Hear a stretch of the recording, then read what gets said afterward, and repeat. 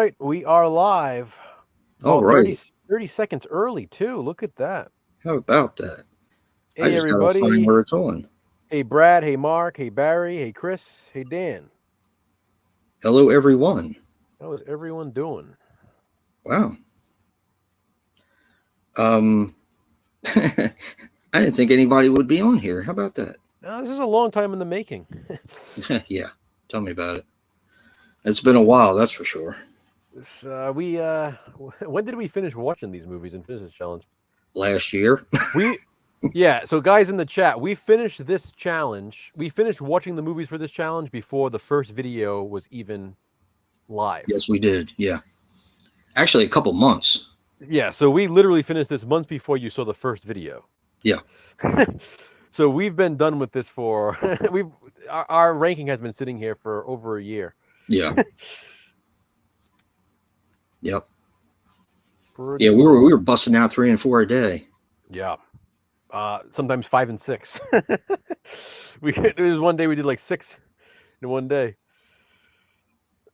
Black screen with a vibrator. There we go. Exactly. Hey, Barry. Yeah, Barry. Exactly. Wow, that's how far ahead we get. Yeah.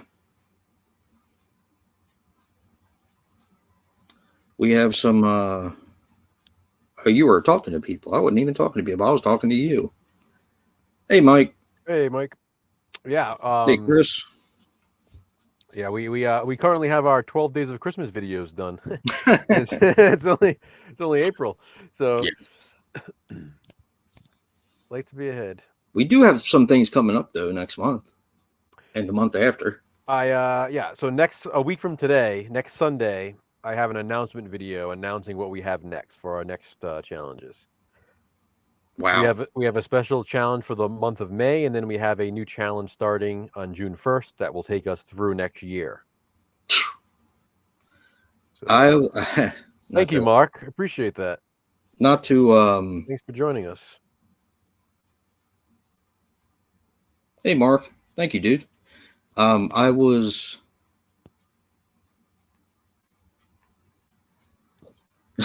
way in advance. Yeah. Yeah, we have been. Yeah. I was surprised, not to jump the shark or whatever, but I was surprised when I looked at the list the other day of how many of the next challenge we've done. Yeah, we've done. And we haven't been doing anything lately. I know. We've done quite a few. I've been sick. Yep. So I've been slacking. Also, while people are here, we're going to be streaming next Friday as well. Yes. So Friday of this week coming up. Yes. All 3 Super Slash Bros. We're going to be doing a Harry Potter ranking. Yes, we will. That's going to be very interesting. Yeah. Very interesting. It's going to be a good ranking because that's a tough ranking. My list has already been blown apart more than once. Yeah. More than once. Yeah. Yep.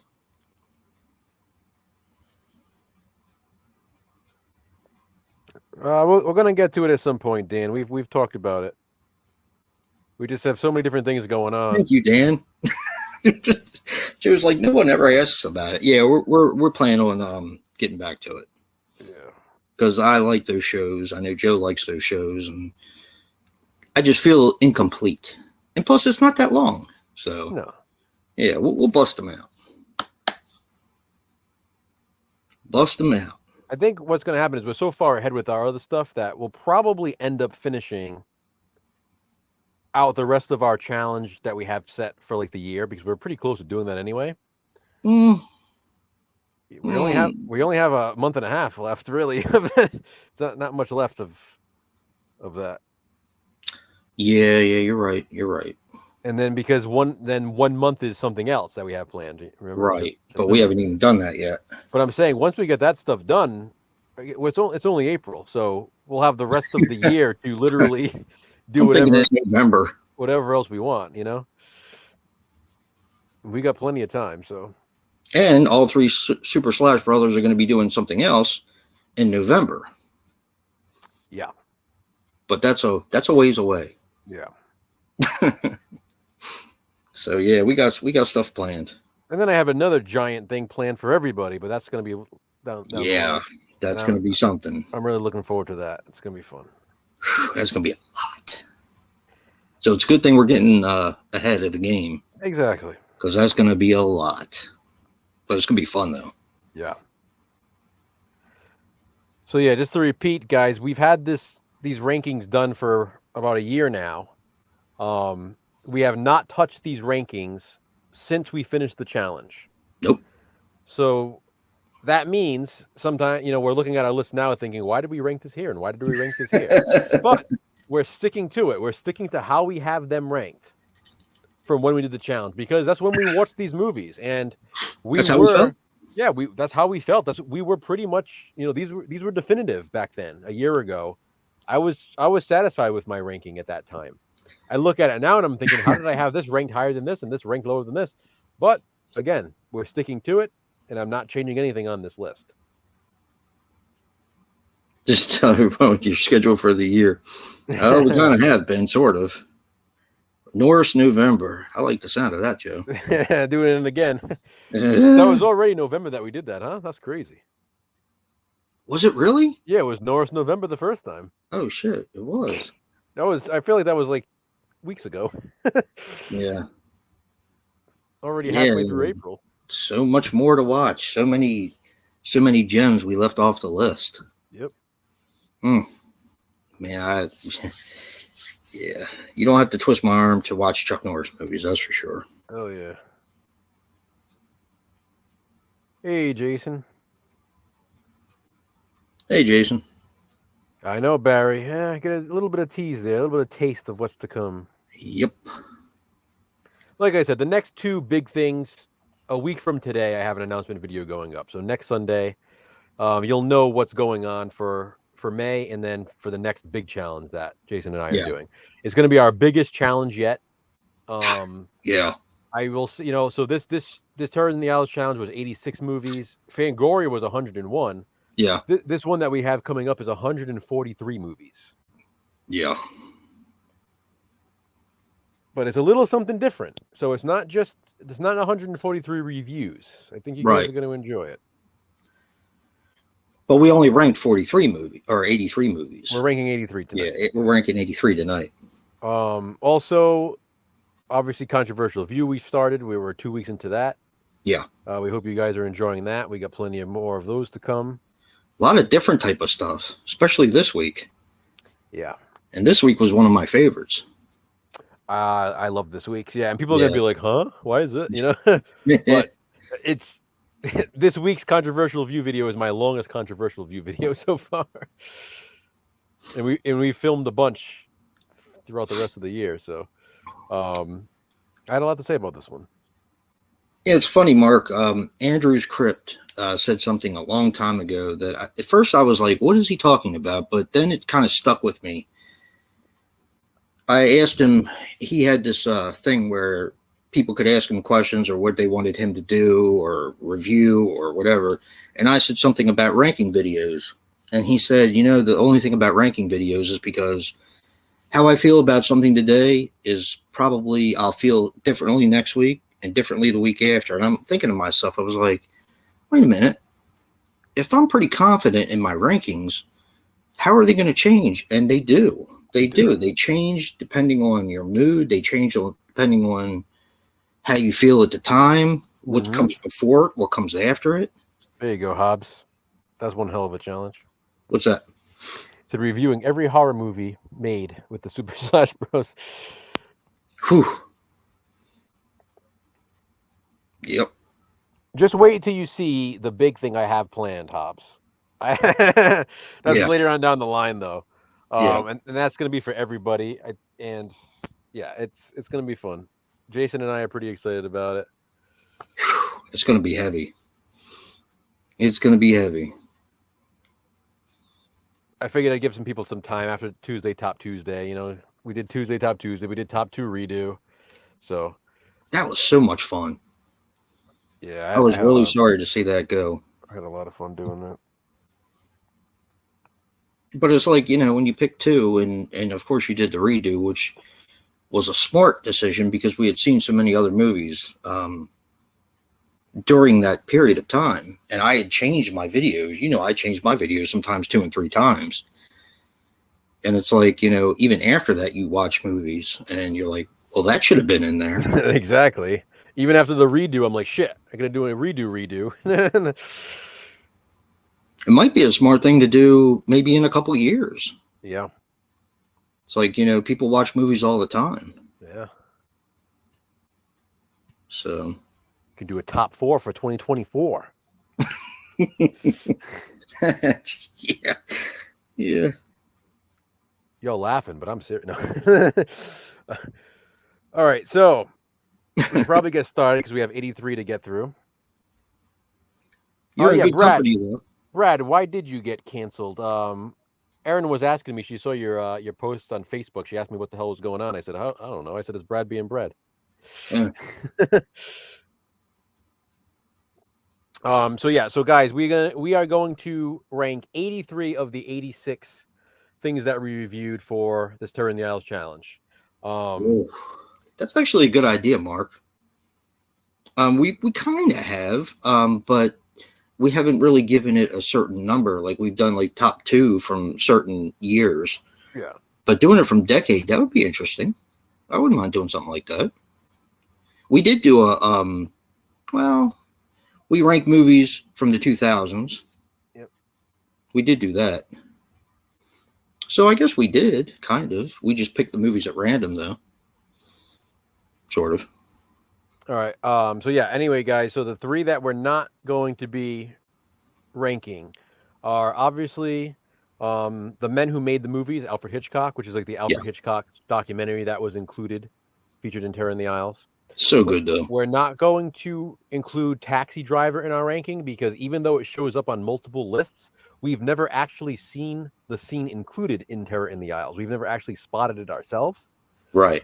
So it's one of those things where even though the lists confirm that it's in there, we ourselves haven't confirmed it. So we just decided to leave it off the ranking. Yeah. And the last one is The Raven because we have never confirmed which version of The Raven was included. We don't know. Remember, it was the one sheet, and then they created a different one sheet where the Raven wasn't on there.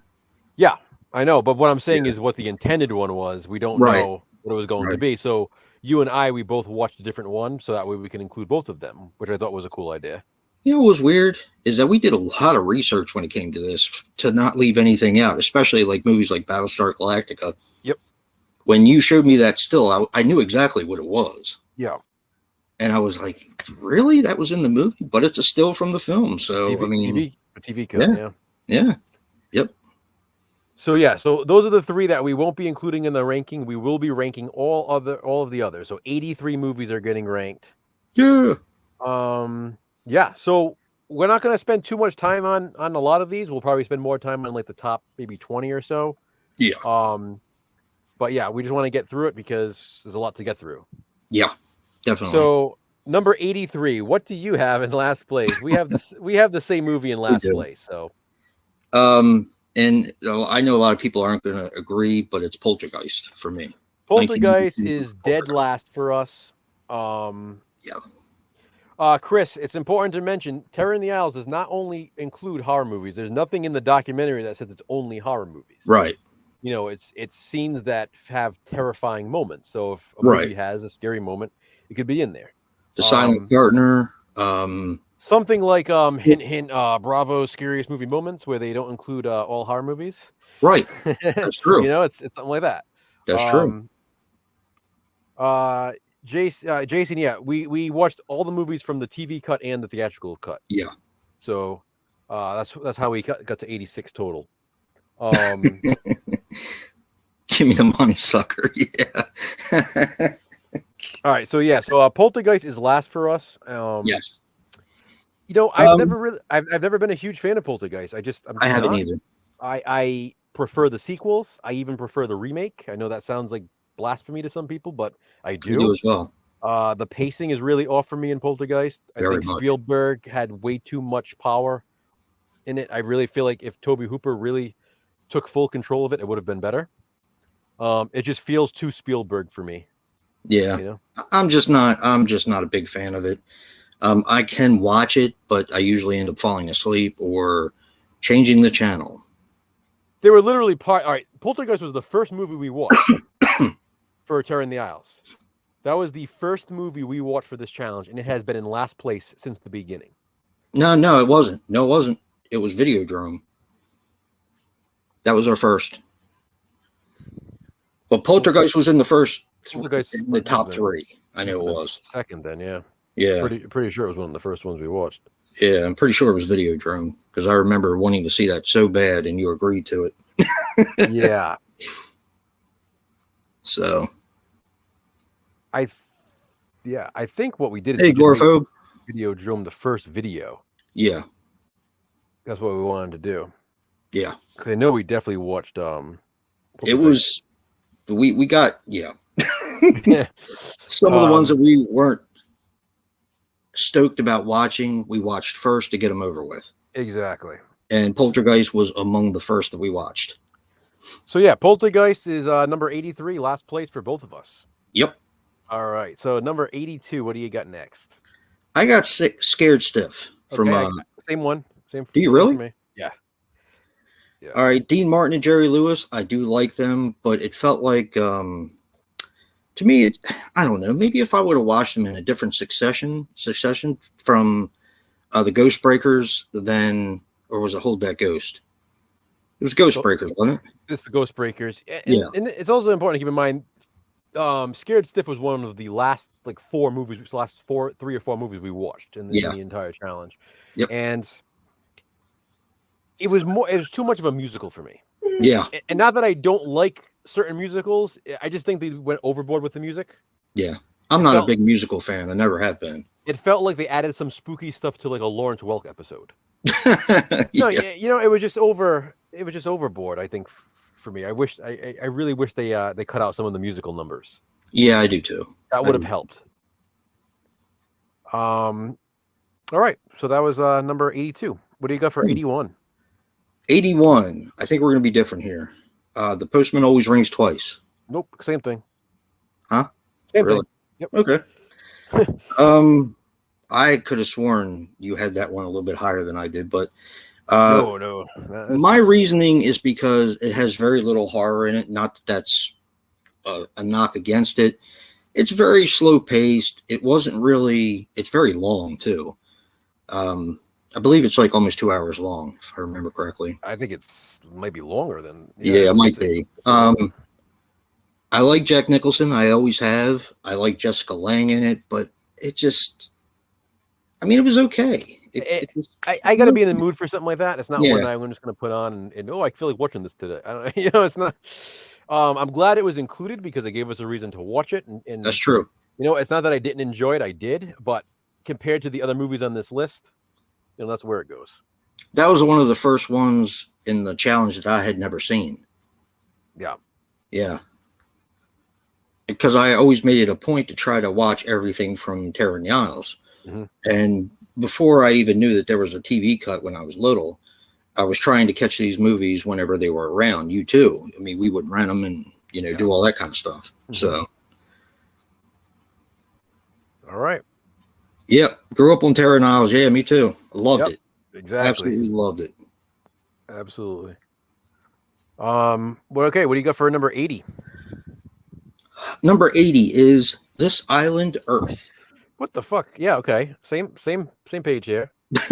Okay. This Island Earth is next for me too. I like it. And by the way, Sven Gulli, it's unrelated point. He did This Island Earth last night. And I taped it, or DVR'd it. So this is what I'll say about This Island Earth. I love the Metaluda mutant. I love the monster. Yes, I do. I love that. But the movie itself is just, it's typical like sci-fi schlock kind of movie, and just riff tracks. Yeah, it's better. It's better like Mystery Science Theater 3000. Like I'd rather watch that version of the film than the actual version of the film. Yep. It's one of those. Me too, 100%. But I did enjoy it, though. I mean, I don't think I had ever seen it by itself. Yeah. I think the only time I had ever seen it was on Mystery Science Theater. So, but, you got to start somewhere. All right. What do you got for 79? Firestarter? Okay. But Different? here. Yeah. Okay, good. All right. I have Firestarter simply because I am just not a big fan of it. I think Drew Barrymore, and I know I'm probably going to catch flack for this, I think she's very whiny, although I do like her in some parts of the film. The pacing is atrocious, especially when they get to, what's the place Maverick. called? The program? Who gives a shit? Yeah, whatever it's called.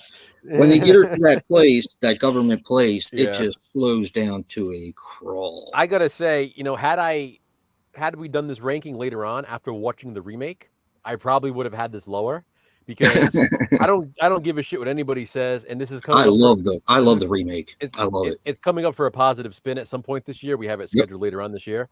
The fucking Firestarter remake, blows this movie away. I don't care what anybody says. Yep. I truly feel that way.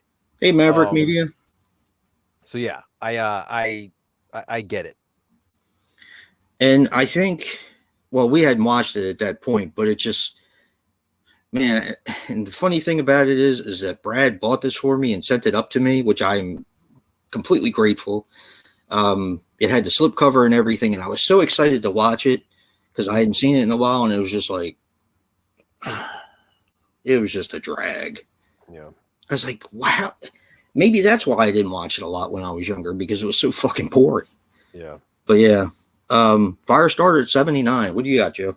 79. 79 for me. I have The Deadly Mantis. Really? I do. It's a fun movie. I think I'm already at the point where I pretty much like everything going forward. Not that I didn't like the bottom. I'm not a huge fan of Poltergeist, but I don't hate it, obviously. Yeah. But Deadly Mantis it's fun. Again, certain the older fashioned monster movies like that, I guess I kind of got to be in the mood for them. Yeah. I get it. I get it. So it's not too far from mine. I think it kind of just ended up here. Is no real reason other than it's not like a movie I would typically choose to watch unless I had some reason to watch it. Like if it was something that was like maybe on TV, I might keep it on, or for like a challenge like this. Yeah. I had fun while we were watching it, but it's not one that I'm gonna like revisit a lot. Yeah. It's just not my typical thing. Yeah, like Mr. Dan said, it's another Mystery Science Theater 3000 kind of movie. Pretty much. Yeah, pretty much. So yeah, that's 79 for me. What do you got for 78? Yeah, George C. Scott and Martin Sheen are great. They were great in the film, and George C. Scott is creepy. There's no doubt in my mind. But it just, man, it crawls. God. I agree, Mark. I mean, Poltergeist for me is definitely one of the most overrated horror movies of all time. I hate to say it because again, there is a lot that I like about it. Yeah, I'm glad people like it. I'm just, it's just like, not for me. Spielberg, and I said this about his other films. Don't get me wrong. There are some films by him that I love.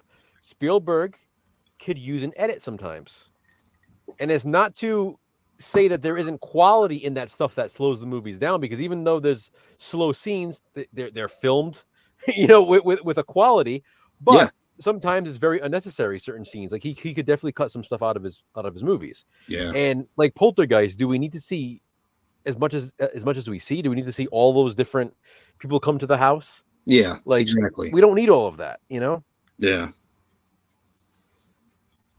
Yeah, Hobbs.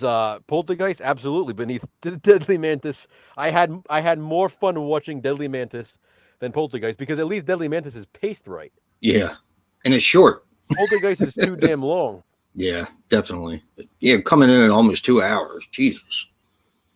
I mean, that's one of the reasons why I like, well, not the only reason, but one of the reasons why I like the remake so much is because it cuts out 20 to 30 minutes of nonsense. Yep. So, I mean, that's just me.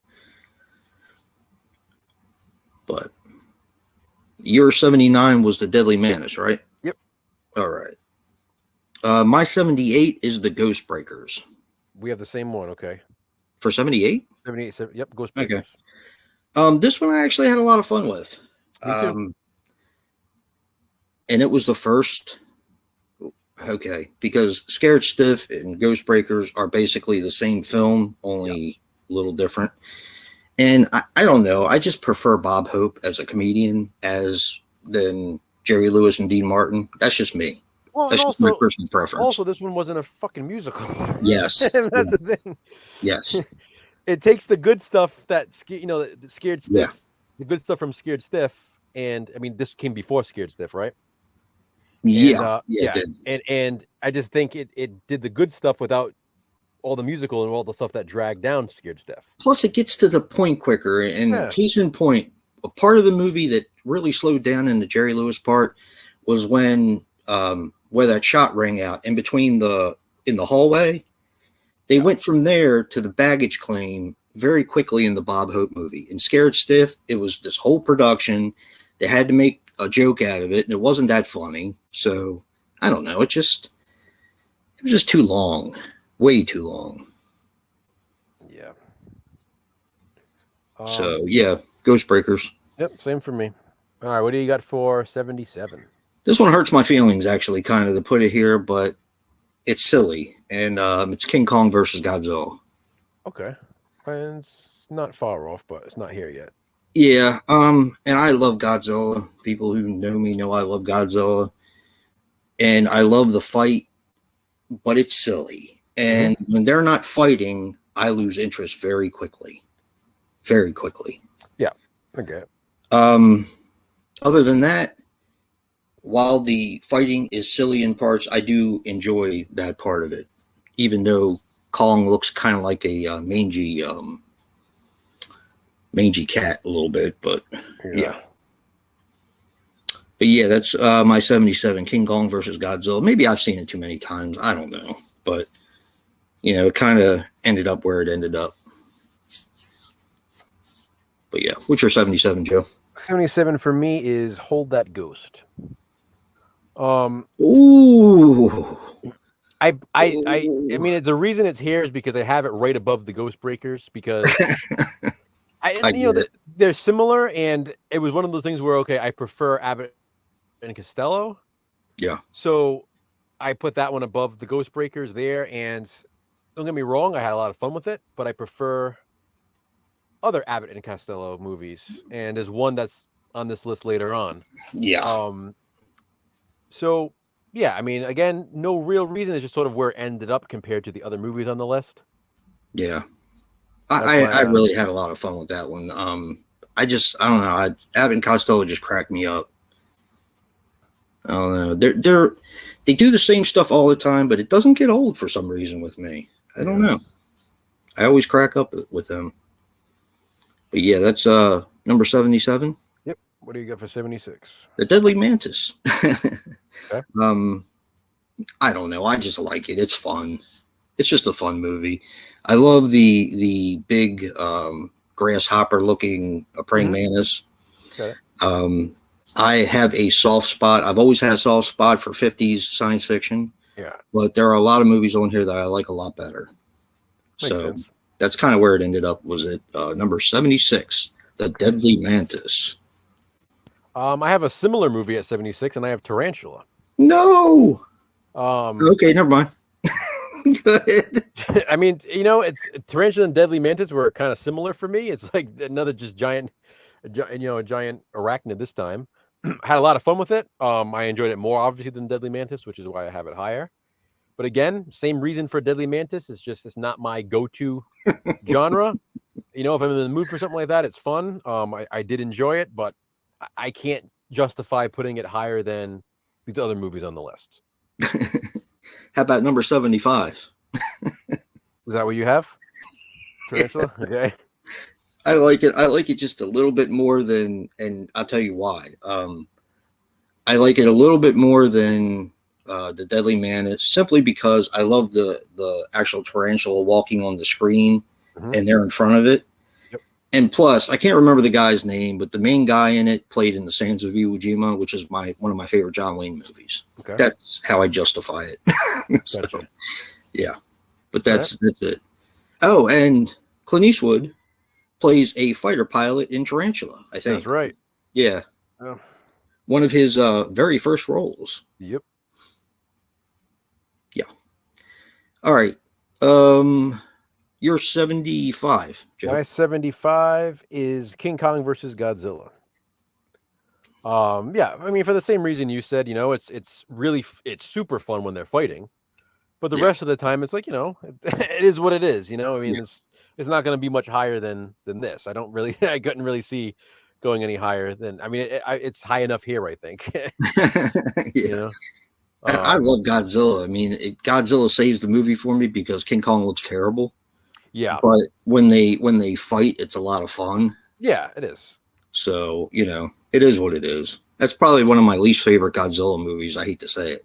One of the most fun when they fight, but one of my least favorite. Oh, I get it. But yeah, All right, 74. What do you get? 74. I have Clute. Okay. Clute was a tough one for me to place because I thought it was acted and shot very well. hmm I really like Donald Sutherland in it because he played a different type of part that we were used to seeing him in. Yeah. But the horror is very limited, although the end is pretty horrific. And that's kind of where it ended up. That was another first time watch for me because I thought I'd seen it when I was younger, but I didn't. hmm And yeah, I was a little disappointed. I won't lie. I was a little disappointed. I expected a little bit more, but yeah, 74. What's your 74, Joe? I have The Thing with Two Heads. Oh, it's not Super, that far away. super fun movie. Yeah, can't be made today. That's Yeah, for sure. it's a controversial view. Yeah, Um, there you go. we can revisit that one for that series. It's I had fun with it. it's certainly a movie that's controversial, that would be considered controversial now. Yeah, Yeah, it really is. It's a lot of fun. yeah, It's what is it? I mean, what kind of what is the genre of that movie? It perfectly fits the MGM Midnight Movies line. yes, It's like you can't even categorize it. It's like a drive-in movie. That's yeah. basically what it It's is. basically an MS 3K movie, Yeah, more or it's less. yeah, like if you had to put it in its own genre, it's a drive-in flick. Like that's the type of movie that it is. Yeah, you're gonna get mad at me on my number 73. I know you are. What do you got? Conga. Oh, wow. I know you like Conga a lot. Holy shit. I Yeah. liked it too. Okay, first of all, it has Alfred Pennyworth in it, Yeah. but it's still silly, and it's not supposed to be silly in some ways.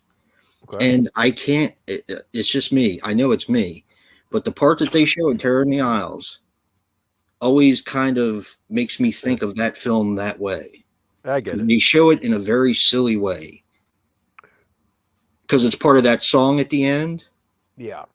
Yeah. I can't help it. I can't help it. That's just the way I see it. So yeah. Well, you went with fun and silly for your 73, and I'm going with fucking boring for mine. Uh-oh. And that is The Omen. Ooh. Wait a minute. Oh, okay. All right. The Omen for me, I almost had it lower. I'm going to be honest. It was second to last at one time. It's just, again, it has pacing issues. Even the moments in that film that are really good don't make up for the pacing issues in the film. Yeah. I find myself losing interest, and I can't help it either. I It's one of those movies where it's one of those. I do too. Don't, like I'm saying, I'm not saying there's not stuff that I don't like about it. Yeah. But it literally takes all of my energy to pay attention when the kills aren't happening. And why is this couple so old?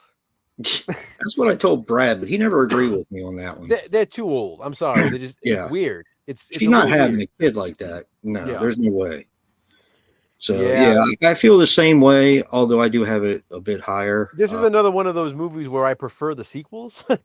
I do. Damien Omen 2 is my favorite. Mine too. That's my favorite in the series. I'm just not a huge fan of the first Omen. I like it. Again, there's stuff that I like about it. I like seeing David Warner's head come off. That's pretty cool. Hell yeah. That there's good stuff. I mean, the And classic the scenes priest with the thing going through him. Hell yeah. But again, when the kills aren't happening, I find myself like, oh, hurry up and get it over with. There's a lot of investigation in that film. I just, like I said, I try. I just there's plenty I like about it. It's just another one that's kind of overrated for me. I don't know like why. Okay, It's like what's so special about it? I know I'm opening myself up for this one from you and Brad both, but I find that my bottom half of this list are Mhm. all older films, even though I'm supposed to be like 100 years old according to you guys. Yeah. But the top of my list are all movies that I grew up with in the 80s. It makes sense. Again, Yeah, I we, mean, we should have mentioned this, even though people should know by now. These rankings, we're not ranking these movies based on what we consider best. yeah, We're ranking on our personal preference. So the and Omen, rewatchability. the Omen and Poltergeist, even Poltergeist, it may be a better made film than a lot of these other movies, but Yes, it's not something. It's just based on our personal preference. Rewatchability, what we enjoy more, what we find more entertaining. I had Y- 3 copies of that bastard too. Yeah. Why do I have 3 copies? I found my Blu-ray the other day, Joe. By the way, one Brad, of if my wife's ones. Rob Zombie's Halloween 2 was on this list, it would probably be in my top 10. And that's not even a joke. It'd probably be in my top 5. It's not even a joke. I mean, it just I think it's a quality film that I truly truly enjoy. Are we on 72? So we are on number 72. Okay. Yes. My What do we got? 72, and this was a tough one for me to place, but it was Hold That Ghost because I love Okay. Abbott and Costello. Yeah. But the other one that's on this list, for those of you guys who've seen Terror in the Isles, you know what it is. But this one just doesn't have the charm that the other one has. That's how I felt. Yeah, that's why Yeah. I love it like that. And I'm going to be honest with you. I'm trying to look at where I rank the other one now, but it probably should have been a hell of a lot higher. I'm thinking the same thing. I haven't Yeah. really looked yet, but it probably should be. Because I don't want to give anything away, but we did rewatch this recently. And I fucking love that movie. I do. Anyway, it's not Hold That Ghost. Hold That Ghost is number 72. So, yeah. Hold That Ghost at 72. What do you got, Joe? The Incredible Shrinking Man. No. I mean, Tell me again, how much you love that one, especially it being a slasher movie. yeah. I did, but again, I'm going by what this list says, and for whatever reason, I have it here. I really enjoyed it while we were watching it, but I guess as we were watching the other movies, I apparently were enjoying them more. You're not going to be happy with mine. Why? Wait a minute.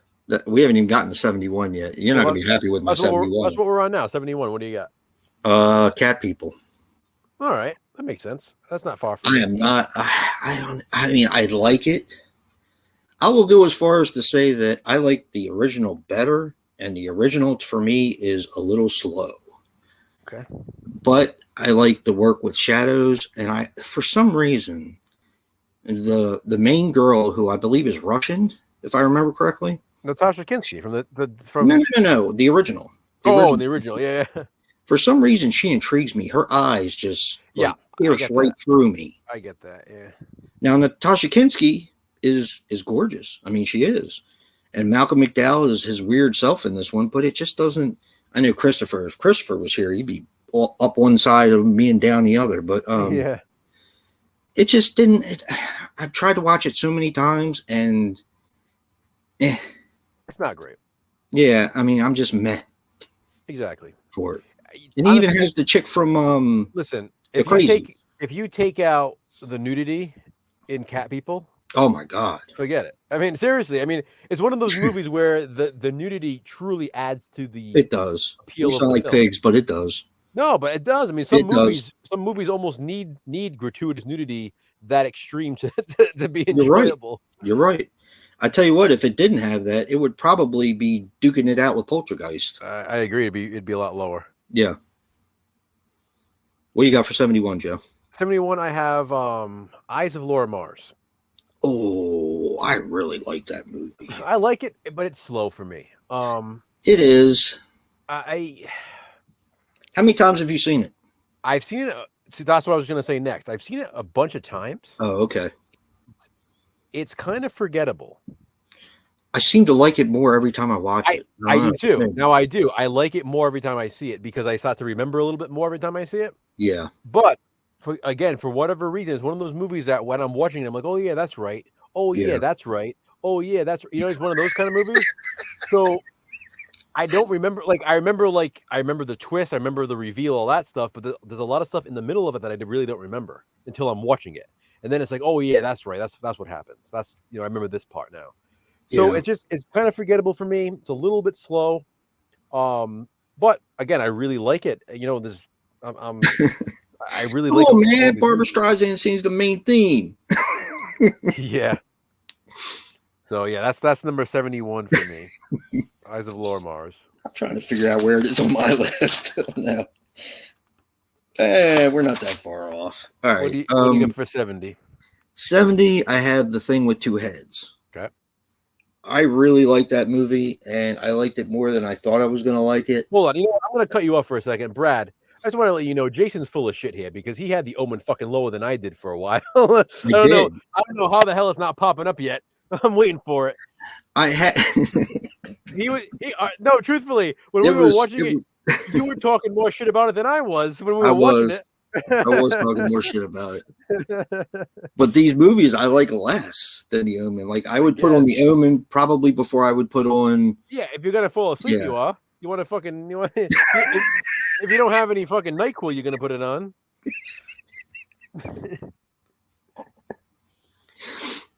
No, Daddy, please. All right. Yeah, The Thing with Two Heads. Yeah, Rosie Greer is actually, I think I didn't know this at the time, but he's Pam Greer's brother. Yeah. And he was actually a football player at one time. Yeah. But yeah, it's fun. It's a fun movie. It just, you can't do it today. Yeah, it's fun though. Yeah, it is. It's a lot. We had a blast when we watched that one. We were cracking up. Yeah, we were at the yeah. Yeah. All right, what's your 70, Joe? My 70 is Firestarter. What? Well, yours was lower. What do you mean? I know. I mean, Jesus Christ. I can't believe it's that high. So for me, you want to talk about falling asleep. Jesus. For me, it's a nostalgia thing. Yeah, I know. And another thing with Firestarter, and I remember mentioning this in some video, I have a personal connection to it because when Erin and I were on our honeymoon, it was in October, and it was the Fear Fest on AMC. Right. You told me about that. Yep. While we were in our, we had like this awesome hotel room and stuff. It was basically like an apartment, and we were watching Fear Fest. We were lounging one day in Florida, and Fear Fest was on. It was the Stephen King marathon, and Firestarter happened to be one of the movies. And I remember just watching it, and we were kind of just enjoying the weather. We had the windows open, and it was this nice day in October in Florida, and we were just enjoying our honeymoon. And we watched Firestarter. So as much as it's slow and there's stuff that I don't like about it, and as much as I prefer the remake, I have that sort of connection to it where it's almost like this sort of like comfort kind of movie, even though I wouldn't choose to put it on. I have that connection, so that's why it's here. Don't Look Now, heck yeah, that That's on our next challenge, Mark. Yeah, that's our next challenge. I actually can't wait because I'm not a fan of that movie, and I have a feeling that I may turn tail on that one because I saw it when I was young. So, all right, 69. I do have a similar story real quick. When I was on my honeymoon in St. Thomas, it was raining one day, right? Yep. And they had these movies that you could rent from the main place because we went to a resort. And the one I rented was The Vanishing. Boy, doesn't that take you back to the Fangoria Movie Challenge. So it was the remake of The Vanishing, which is why I probably like it as much as I do, because it's a very inferior remake, in my opinion. But because the original is really good. But I do have a lot of nostalgia with that. But anyway. 70 is Firestarter for you. Yep. 69, what do you got? 69 is Fahrenheit 451. I like that movie a lot. Oh, actually. We have the same one. Oh, really? Mm-hmm. You're not drinking butterbeer, are you? I am eating red vines. Uh-oh. Oh, they're good. Yeah, Fahrenheit 451 I really enjoyed. And it actually, as we said in our reviews and all that, it has a lot to do with now. Oh, yeah. It's actually kind of creepy how much it has to do with now. Mm-hmm. And I actually kind of want to see the one with Michael B. Jordan now. I wouldn't mind seeing that either now. Yeah. Might have to do that sometime. But yeah, it's Fahrenheit 451 for 69. Joe, you have the same thing? Yep. What do you got for 68? 68 is a really long movie that shouldn't be as long, and I would like it more if it wasn't, but it's at 68. It's probably the same thing. Whatever Happened to Baby Jane? That's mine. I like that movie so much, but it's just way too long. Exactly. It's way too long. And I mean, I know all the controversy behind it with Joan Crawford and Betty Davis, and that's neat to look at when you're watching the film because they actually really hated each other. I'm going to be honest. If it wasn't so long, this would be a lot higher for me. Yes, exactly. A lot higher. Right. This would be like way up my list. Right. Yeah. There's so much deceit in this movie. There's so much just like, it makes you feel dirty kind of watching it in a way. It's one of those movies that and I know people, long movies, don't get me wrong. I love a lot of long movies, but it's so long that I just don't see myself putting it in a lot. Yeah. Like, I feel like watching this again, when it's almost 3 hours long. Like, Jesus. Like 20 minutes could have been cut off of that easy. Easy. Yeah. They make too big of a deal about and I understand that's the point of the story, that Baby Jane was this child star and everything like that, but you don't need to hear her do number after number of her old tunes. You just don't need it. It's, they can show her playing with the accompanist a little bit, but that's freaking 10 minutes right there. Yep. It's just too much. But anyway, that's number 68. Whatever Happened to Baby Jane? But I do like that movie, though, all in all. All right. What do you got for 67? 67. I got The Fly. Okay. You know me. I love Vincent Price. I do love this movie. It just ended up here. That's about the only thing I can say about it. Maybe I've seen it too many times. I don't know. It just ended up here. What do you got for number 67, Joe? 67. I have Cat People. Makes sense. For everything that we already talked about. Yeah. This is one of those movies where, again, I'll say it again, you take out the nudity and this thing drops. Dukes it out with a Poltergeist. It has a really weird pacing to it. It does. Yeah, it does. And by that, I don't even necessarily mean slow. It's just oddly paced. Like, I don't know. It's almost like surreal, but not in the good way. It's like jarring. Something about it that is just off. Yeah, definitely. It starts out promising. It really does. But then, and it's way too long. So that's 67. What do you got for 66? Now Brad can hate me now because it's The Omen. Hey, 66. Now I do like The Omen. I like the fact that it makes you feel this sense of dread. Yeah. And it's not only the sense of dread of having to sit through it. It's the sense of dread that, these people are adopting the child of Satan, more or less. Yeah. And it's that way throughout the whole film. But I will say it again. I know Brad loves this film, and I don't fault him for it.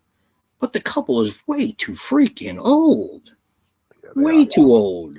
I mean, Jesus Christ. What's his name? George. What's his name? The lead actor. Now I can't think of his name. But he's like almost wheelchair bound at this point. So, and his wife isn't that much younger either. So, sorry. It's just unrealistic for me. It works better with a younger couple. Like, honestly, it does. Like in the remake, I just think it works better with like Julia Stiles. Yeah, and Liev Schreiber. Yeah, exactly. See, I know their names, but I don't know the. Yeah. So, but it's a 66. That's better than.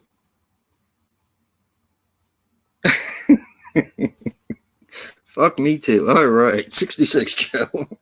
66 is where I have Clute. Clute. Yeah. Honestly, don't remember too much about it. It's been a while. Yeah. Was that a first time watch for you, Joe? It wasn't. I've seen it like one time before that, but yeah, I thought I had, but I didn't. Obviously, I liked it. I think Donald Sutherland was great in it.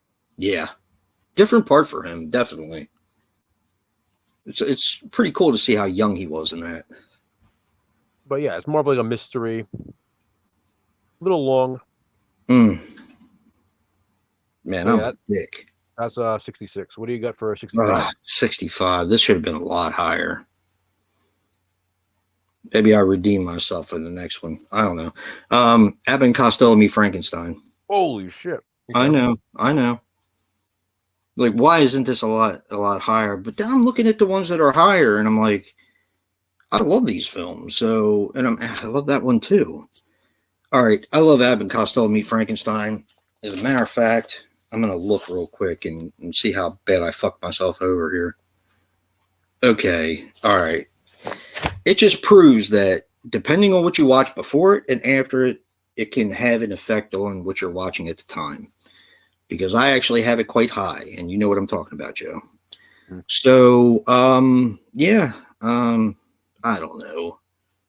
I don't agree with my ranking on that one, but fuck it. That's the way I felt at the time. So, what can I say? 65. Okay. What do you got, Joe? 65, I have Bug. Oh. Now, for anybody wondering, this is the 1979. Is that what it was? No. This is the exploding bugs in the Brady Bunch house movie. Yeah.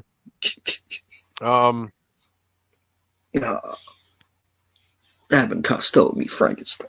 I was just gonna say, it seems like Bug should be higher for me, but the fact that you just had Abbott and Costello Meet Frankenstein, I know. I don't feel too bad about having Bug here. Nope. It's a different kind of movie, exploding bugs, and I love the whole Brady Bunch house. It's pretty cool seeing that in a horror movie. Yeah, that is pretty cool. But just like we've been saying, a lot of these other movies, it's hard to justify putting some of these higher than others. So it ended up at 65 for me.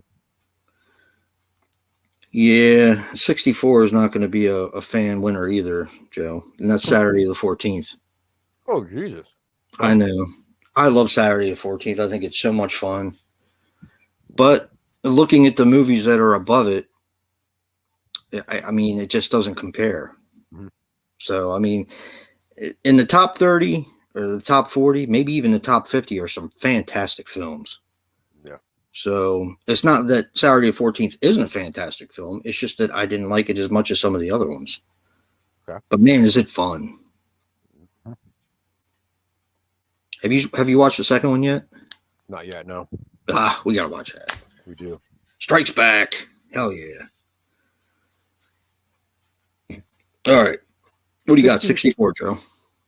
64, I have When a Stranger Calls. Now, we've watched this a bunch of times for different challenges. Yep.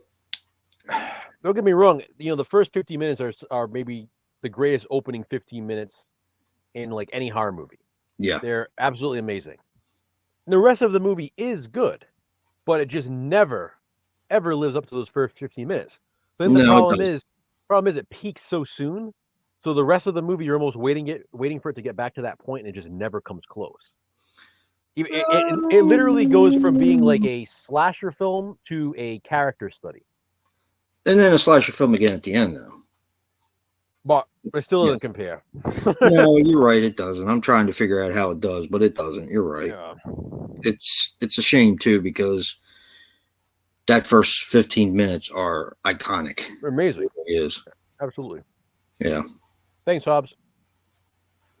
All right. What do you got for 63? Thanks, brother. 63, I have The Incredible Shrinking Man. Okay. Good slasher film. I actually really like this film, and I know you do too as well. The funniest thing is, it sounds like we don't like these films because they're ranked so low, but we actually like them a lot. I mean, this is 86 good movies. I mean, they're not. Yeah, they are. They're fantastic films.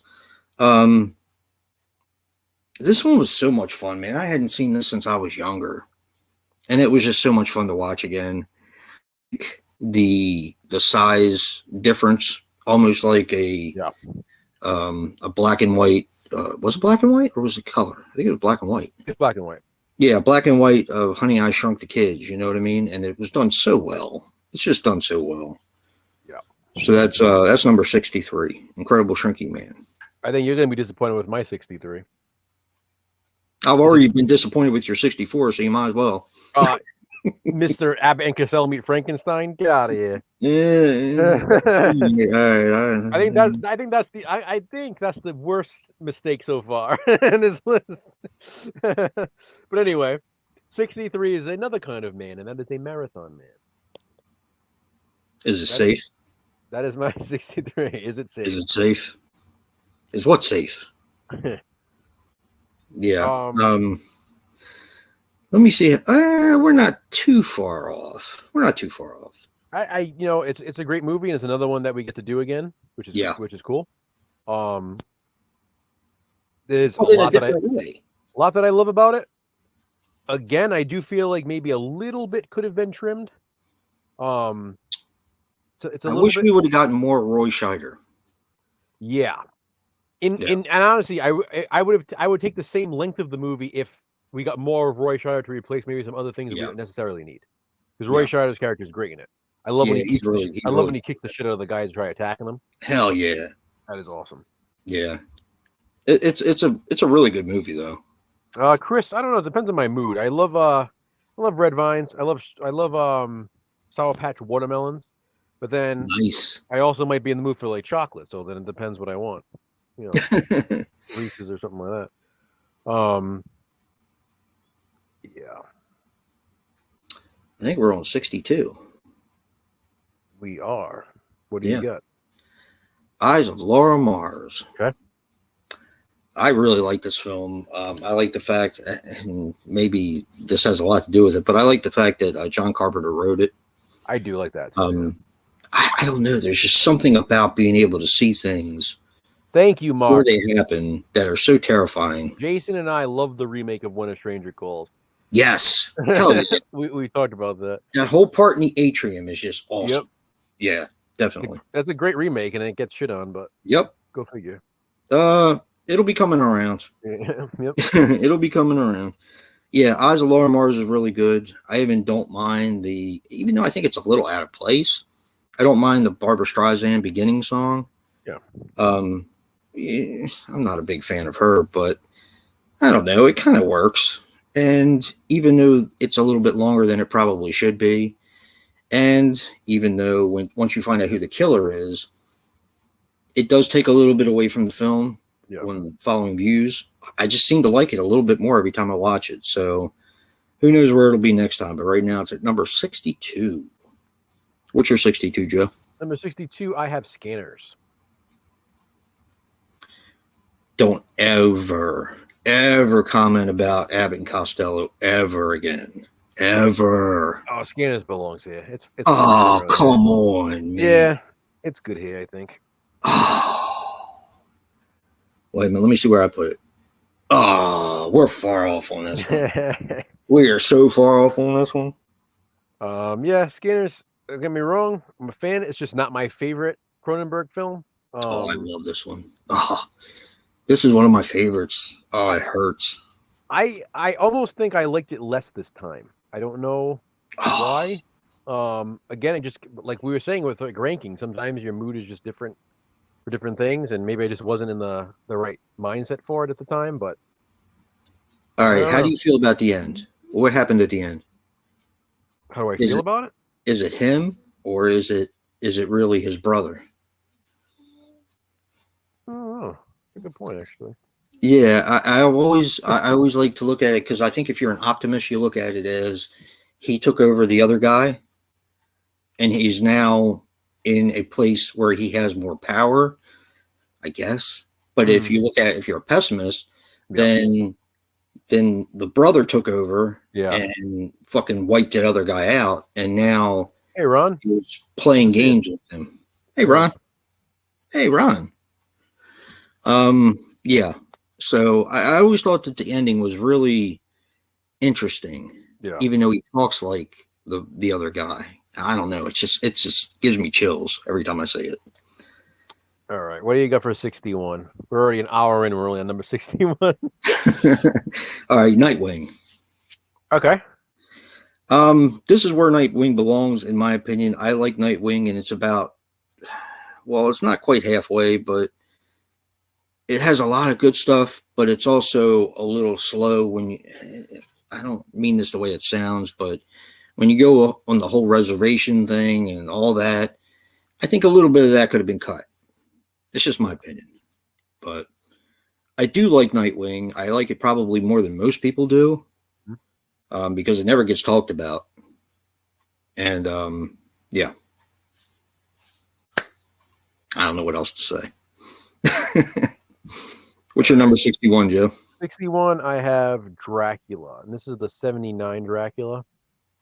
For anybody who doesn't realize it, Balls. It takes balls to put that in there. It takes balls.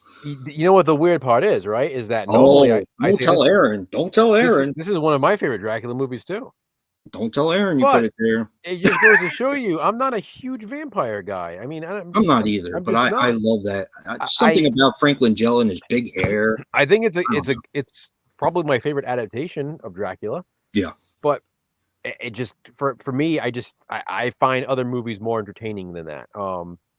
It's one of those movies that it's like a comfort movie for me too. It's one movie that I can fall asleep to, not because it's boring, but just because of the color tone, that strange color tone. I like that a lot, but again, it's here. It's 61 for me. I made a mistake, and I did watch the other color tone, and I compared them and everything like that, and it needs to be in that drab color tone for it to work for me. Yeah. I don't know. I love it. I watched it with you. I watched it with Brad, and the set pieces are just gorgeous, fucking gorgeous. Anyway, 60. What do you got for 60? Yeah. Invasion of the Body Snatchers. Okay. I do like it. It's another movie I think is a little bit too long. I like Jeff Goldblum in it. I like Donald Sutherland in it. I like that we get a little bit of gratuitous nudity in a PG movie film. Yeah. Oh yeah. But it's not going to be the first movie I put on. Yeah. And that's kind of the way it's like Nightwing for me. It's like it's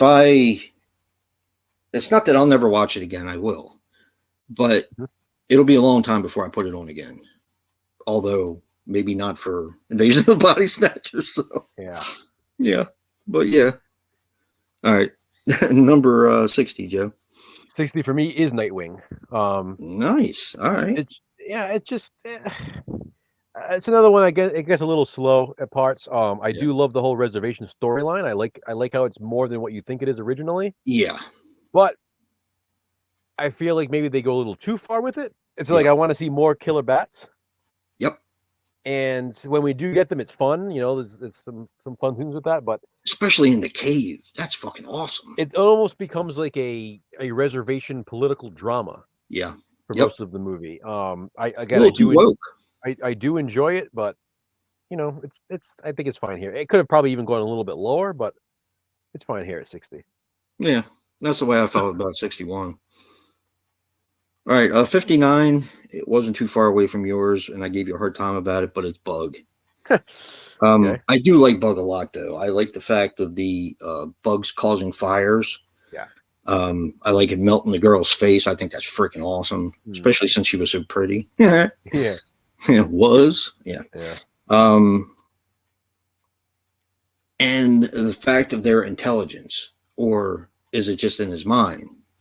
I like that. I like movies where you're not really sure whether this is actually happening or if the person's gone so far overboard that it's happening in their mind. Yeah. And that's where Bug kind of leaves you. Are they that smart? I mean, they're obviously colonizing. They're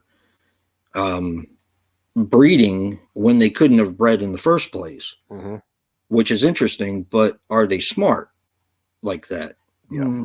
You don't know. And I like movies like that. But it is a 59, so 58 on are fantastic films. Yeah. What's your 59? 59, I have Prophecy. And I have this one here because, again, it's like I kind of compared the two a little bit. I mean, it just kind of makes sense with Nightwing and Prophecy next to each other. Nope. And I prefer Prophecy, so that's why I put it above Nightwing.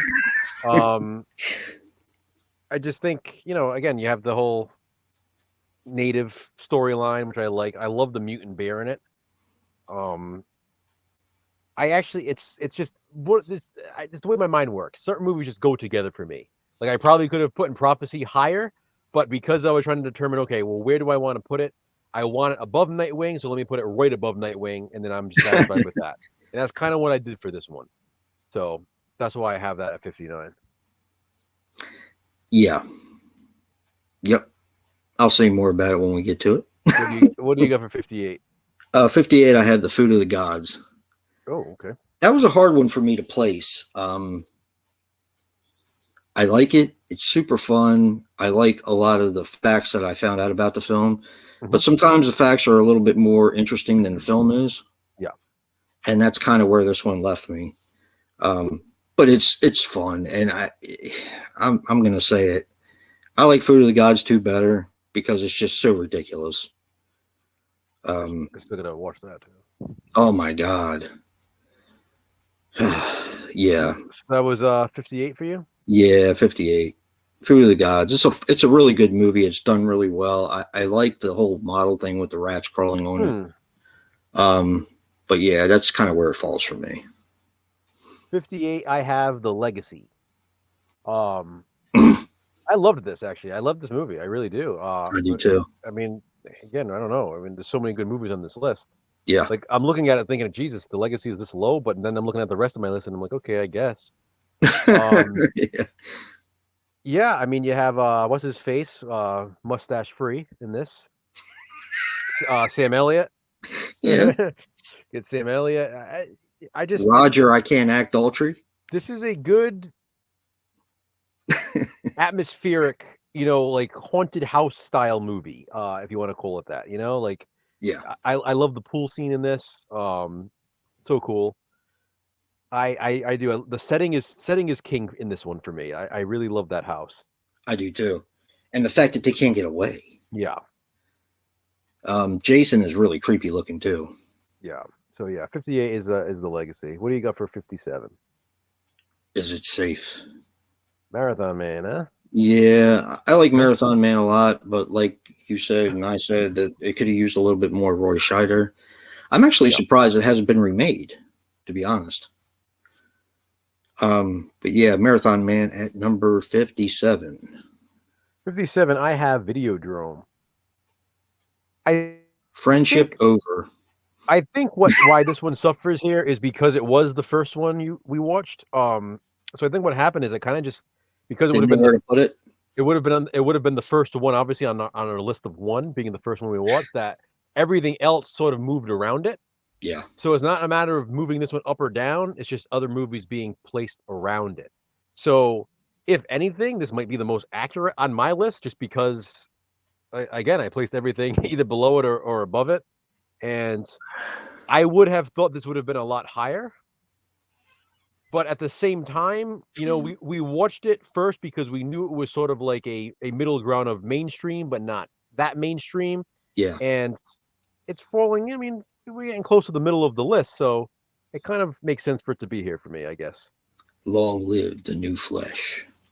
So yeah, 57 is Videodrome for me. I love that movie. What do you got? Meh. Oh, what do you got for 56? You're not going to be happy, but it's The Car. Okay, we're not far off. Really? You were raving about The Car when we watched it. Again, I mean, we're getting pretty close here. I mean, yeah.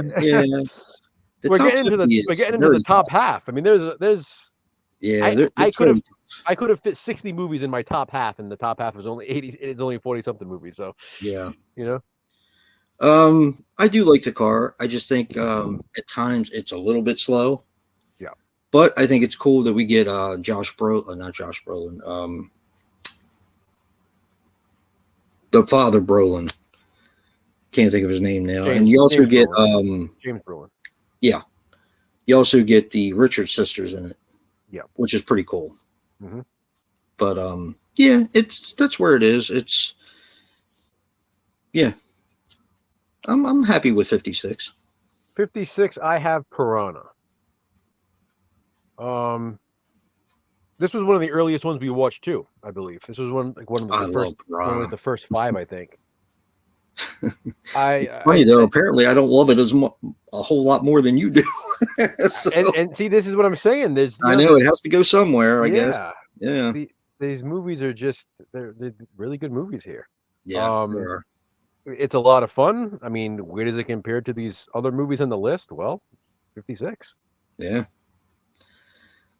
Yeah. Can we just skip over 55 and go on? Because I don't feel like hearing a bunch of shit. What do you got? Night of the Living Dead. Okay. We're not far off. I love Night of the Living Dead. I really do. Yeah. I think it might have been the fact that I may have watched it too many times in my life. And that day I wasn't in the mood to watch it. I don't know. It could have been.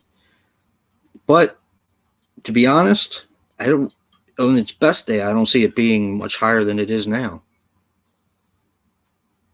But I love the end, though. I love the end. But anyway, what do you got for 55, Joe?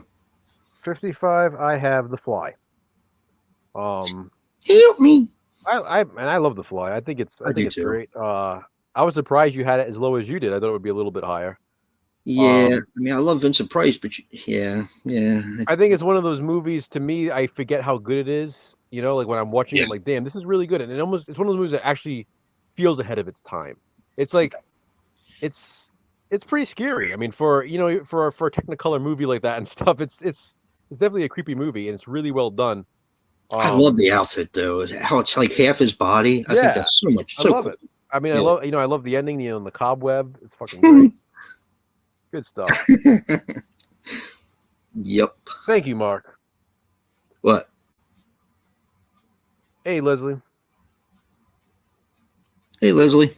He said he loves the honesty and chemistry we present. It's just like it's one of them things that they just kind of end up here, and 54 is gonna hurt me even more. Okay, what do you got for 54? Battlestar Galactica. Ooh, wow. Look, I love Battlestar Galactica. I love Star Wars, but it kind of doesn't fit Terror in the Isles. And it is also quite long, even though it does go by at a pretty quick pace. There are some slow spots in it. It shouldn't have been 54, but that's where it ended up. I just didn't know where else to put it. Okay. That's, about as honest as I can be. What's your number, 54? 54, I have Alligator. All right, friendship over. No, I don't think I liked it as much this time. Oh, I love that movie. Oh. There's a lot that I like about it, but I don't know. Again, maybe it was my mindset at the time. I was just kind of like, it could have been. I was expecting it. I was expecting it to be higher, but I think I was kind of just like, it belongs here. And don't get me wrong. There's some great scenes when it busts out of the street and stuff. I love that. And the wedding scene. Oh my god, the wedding scene is great. I love it.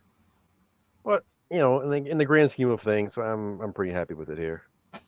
Yeah.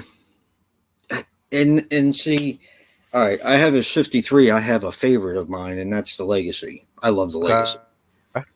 I always have, and that actually has one of my deepest fears. And you know about this, Joe. Oh yeah. When I was little and I watched that movie, I was scared to death because the pool scene where the thing comes over at the top and she can't breathe. Yeah. Ugh. Even now I'm getting chills talking about it. That is rough.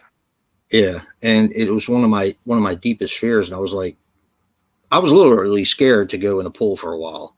Yeah. But then again, I saw it when I probably shouldn't have. So, but yeah, that's number 53. I love The Legacy though; it's so good. So good. 53. I have Night of the Living Dead. Not too far. It's weird. Night of the Living Dead is one of those weird movies where I both love it and find that it maybe has pacing issues at the same time. Yep. You know what I mean? Like, yep. almost like Halloween 2 in a way. Like, don't get me wrong, I prefer Halloween 2, but like I love Halloween 2, but like I've always been honest when I say I think it has pacing problems. Yeah. And it's like that with you know what I think it is, and I think they fixed it in the remake, is that the whiny bitch. They focus on her a little bit too much where she doesn't do anything. Oh, yeah. All she does is sit there and she, where's Paul? Or whatever the hell his name was. Yeah. And I think it's Johnny. Where's Johnny? Yeah, where's Johnny? Where Shut the left fuck up, Johnny? Barbara. 15 minutes later, it's like, I know. all this shit happened. I understand you might be in shock, but Jesus Christ, let it go. Yeah, fuck you, Barbara. Yeah, fuck you, Barbara. Help a little bit. I think the wrong person died in that grave. Yeah. Yeah. She should have been eaten, and he should have went to the fucking house. They might have gotten more done. They might not have blown up the damn truck. And I also want to say this is one of the earlier ones we watched too. So the fact that it is this high still is pretty good. I mean, because a lot of movies came after it, and it still managed to kind of stay, middle ground over here. Hey, Katie. Hey, Katie. All right, what do you got for 52? 52. I have exactly, Chris. It's just a personal preference thing. It's yeah. It's not a best thing. If we're talking about best iconic movies, Night of the Living Dead would obviously be a lot higher because it is an influential film. I mean, but it's not one rewatchability is a big thing for you and I, and it's not one that I'm going to put on for no reason. Bingo. Exactly. Yeah. So, sorry, what did you say you got 52? Piranha for 52. Okay. I just love the whole thing about the stick and them shaking the sticks. I love that. Yeah. I thought that was so neat when I saw that. I was like, that makes sense. Now that I watch it. Yeah. That's what it looks like. It looks like they're shaking sticks, but it works so well within the film. Yeah, it does. That movie is just so much fun. It's probably more fun than it has a right to be. Mm-hmm. Roger Corman, God bless him. I love Piranha. I really do. And the fact that it just didn't make the top 50 kind of hurts me a little bit, but I do love it though. And that's one I will revisit over and over again. Yeah. So, 51. You're not going to like this one, Joe.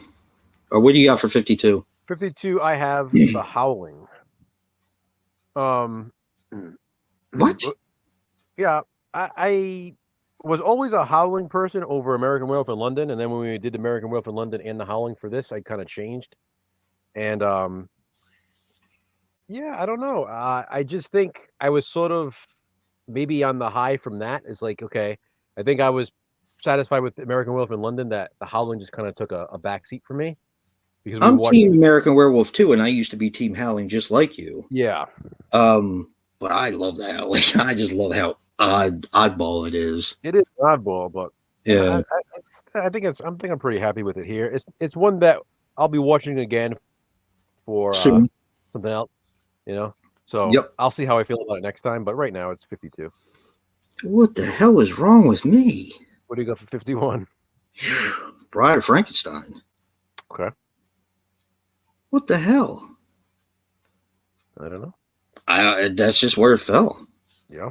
I mean, I'm looking at all these other movies that are above it, and honestly, I like them better. So, and I do love Bride of Frankenstein. I think it's a great film, but we also watched Bride of Frankenstein again after we did this. Yes. So you got to keep that in mind. Yeah. Yeah, that's true. Let me see where it fell in the other one. Ooh, okay. All right. I'm pretty happy with that now, then. I redeemed myself a little bit. 51, Bride of Frankenstein. I love the movie. I'll never love it as much as Frankenstein. I know that's blasphemy for a lot of people, but I don't know. I just love Frankenstein. It's so good. But this one is good too. But yeah. All right. 51, I have Wait Until Dark. Oh. There's another one that we're going to be doing again for the next challenge. Oh, I love that movie so much. It is a great movie. I think this was one at the time. Again, this was like a year ago. I'm pretty sure this was when I was having difficulty placing. I'm pretty sure this one kind of moved back and forth a bunch of times, and I think it really just kind of fell where it fell. I don't remember specifically putting it. I have to put it here because of this reason or whatnot. I think it was more a matter of this is just where it ended up, with everything else being moved around it. I get it. Yeah. I have a soft spot for that movie because I've always liked movies where the character is either deaf or blind, because it's obviously a handicap right there. Yeah. But it's how they overcome that in the film. And, is it a little unrealistic? Probably. But I don't know. It just seems to fit in that movie so well. Yeah. So, yeah. Thanks. All right, our top 50 now. What do you got for number 50? This is one I'm actually pretty firm on, and that's Play Misty for me for 50. Okay, we're not far Now, off. I really like this film. I really do. I think it's a Mhm. fun film, but it's a little too lovey-dovey for me, and it does have a little bit of pacing problems. Okay. So I'm pretty happy with it being there. That was Clint Eastwood's directorial debut, and it is kind of a scary film if you've ever had a girlfriend like that. Yeah. Yeah, it definitely triggers a little bit. So, yeah. What do you got for 50, Joe? Number 50, I have The Car. Yeah, it's not too far. Yeah. Places. I do love this movie. It has like that great like 70s feel to it. Yeah. This is one of those movies that I feel is way better than it probably should be. You know, you think of like a killer car, it's literally like a slasher film with the car happens to be the murderer. Yep. And The car is so freaking cool looking though. I love the car, the look of the car. I love the town. I like the cast. Yep. You know, whole the cemetery, like all that stuff it's great. There's some good stuff in this movie. Really fun movie. Yeah, number 50. Yeah, I can get with that. You know, mine was a little later, but yeah, 50 is not bad. For 49, I have Prophecy. Okay. I love the mutant bear. I guess I'm a hypocrite. I don't know. I hate when movies pound messages in their films, and this is one that kind of does that. But I happen to agree with it. I don't know. It just it touches me a little bit. Well, and I feel like the message in this one is positive for everyone.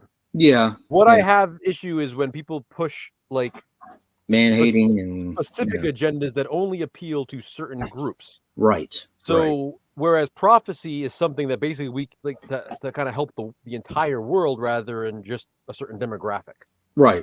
So that's I'm okay with that, you know? Yeah. And you don't have to like other movies try to bring down other groups to prop up their own agenda. Yep. And that's what's different about this. This doesn't do that. Yeah. I love the design of the monster too. Oh, it's great. It's so cool. What do you got for 49, Joe? 49, I have Play Misty for me. Wow. Play Misty for me is, and you and I said this when we were watching it, is easily one of the scariest movies on this list. Yeah. It's not the scariest because we haven't gotten to that one yet. But it is the scariest movie. It is one of the scariest movies on the list, Play Misty for me. Because it is just real. There's nothing supernatural about it. It's a psycho-obsessed woman who just won't let go. It is like the fatal attraction of its time. And honestly, I kind of prefer it. There are certain things I prefer about Play Misty for me, the fatal attraction. Yeah. Me too. I really dig this movie. When we watched it, I know me and you were both kind of like shook like shit. Like Jessica Walters is fucking nuts. Yeah, she plays a good nut too. She does. So great. I won't be ignored. No, that's a fatal attraction. Yeah. Yeah, she doesn't say I won't be ignored. She just comes up there and tries to kill you with a butcher knife. Yeah. That's 49 for me. What do you got for 48? 48, I have When a Stranger Calls, and I think it's at 48 because of the iconic beginning. Okay. It still creeps me out, man. Yeah. I like the fact that the guy's given another chance because I read more into movies sometimes than I probably should. But I like the fact that the guy's given another chance and people keep beating him down. Yeah. And it's almost like, what do you expect? The guy's trying to make friends. Is he creepy? Does he have no social skills? Hey, the stylist, Joe. I'm telling you. Mm-hmm. So, you know, he doesn't have any social skills and he's trying to make friends and he just keeps getting beat down. People take him the wrong way. And it's just like, I feel bad for him in a way after what he did. Yeah. It takes really good writing to make me feel bad for a person like that. So that's why it's at 48. I read a little bit more into that movie than I probably should, but I do. What's your number 48? 48, I have To Catch a Thief. Okay. I had it a little bit higher. I know at one point, and then I kind of went back and forth with this one because This is like the least horrific Hitchcock film on this list. It is. But when we watched it, I was like, holy shit, the brilliance of Hitchcock. Yes.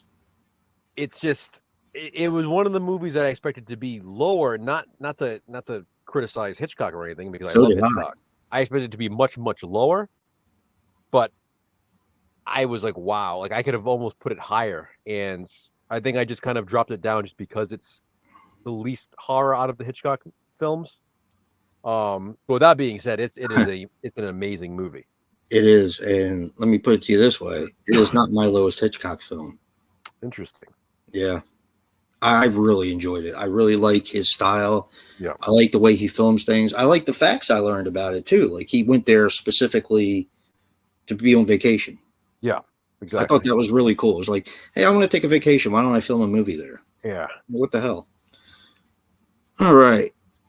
47. Mhm. I have Videodrome. Okay. That is one. It kind of disappoints me a little bit. I wanted it to be a lot higher. At one time, it was number one because that was the first movie we watched. Yeah. But I really like it. I love Cronenberg, and man, I forgot how much I like that movie. And you know, being at 47, I don't think it's that bad. So, what do you got for 47, Joe? 47, I have Nighthawks. Nighthawks is a big one for me because this is like one of the movies that really reminds me of Terror in the Isles. Yes. The scenes Yes. of Nighthawks, always really stuck out to me. And it's an interesting movie in that it's a terrorism film, but it has that slasher formula because how how Rutger Hauer, he basically dates the women and then murders Yes. them to steal their money and stuff, and uses them for a place basically to hole up for a while. exactly. Yeah.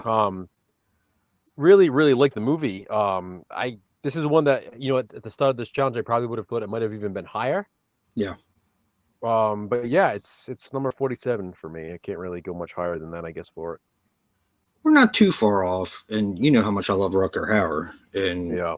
him being in that film is just awesome. 46.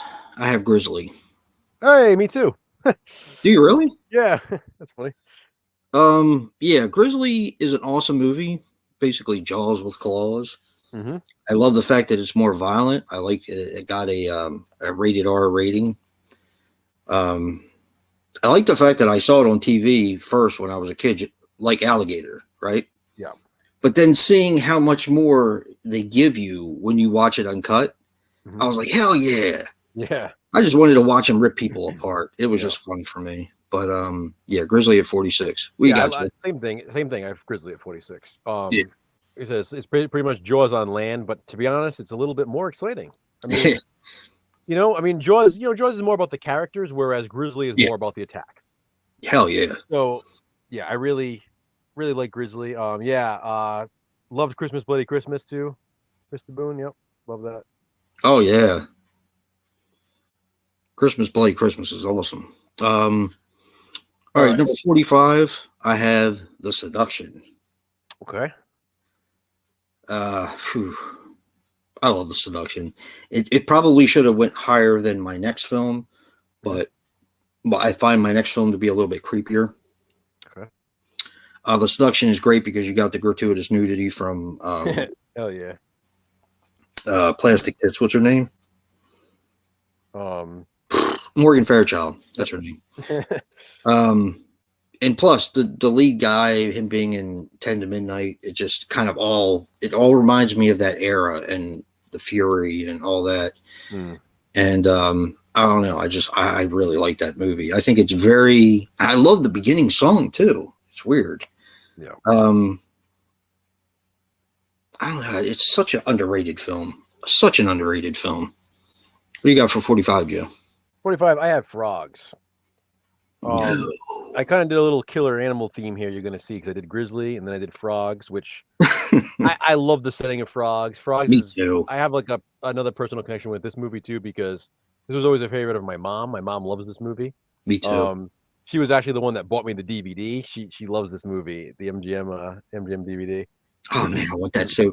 I have the double feature, which is hard to find, but I want that MGM DVD so bad I love it. because There's of something about it. the thing with the fraud. Yeah, Yeah, I love it. it's so good.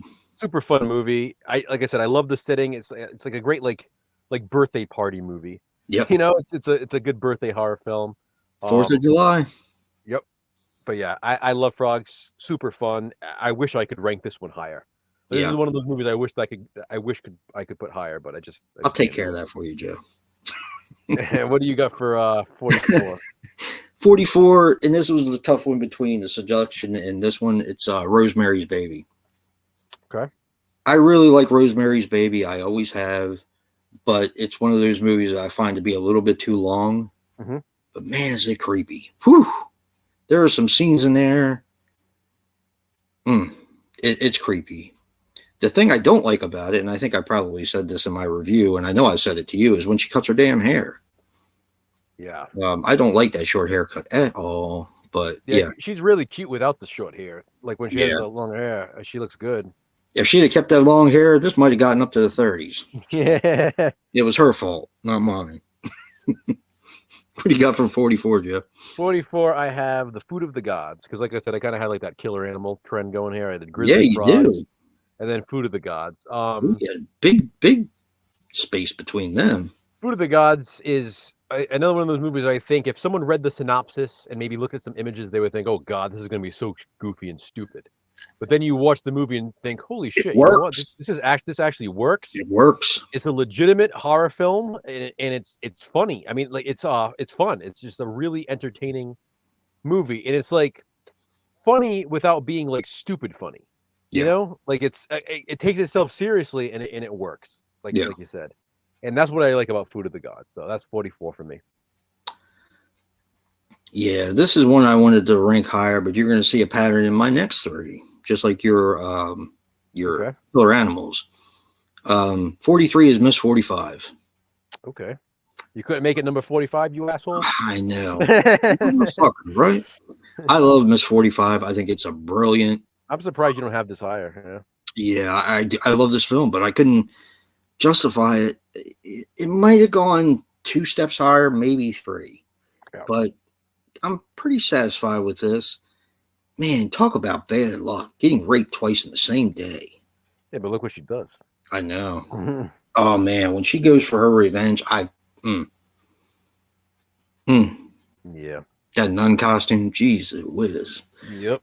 Anyway, yeah, Miss 45 at number 43. What do you got, Joe? 43, I have Battlestar Galactica. Yeah. Yeah, I had a blast with this. It was a first time watch for me. I wasn't expecting it to be that much of a ripoff of Star Wars as it was, but it's a fun ripoff. It's not like one you watch like, oh God, this is bullshit. It's such a ripoff. Like they did a good job of stealing enough of Star Wars and then doing their own thing as well. Yep. Like I think the movie really establishes its universe, and I really like that. I do like the horror elements, so I get it. I as much as people were commenting, why is this in Terror in the Isles?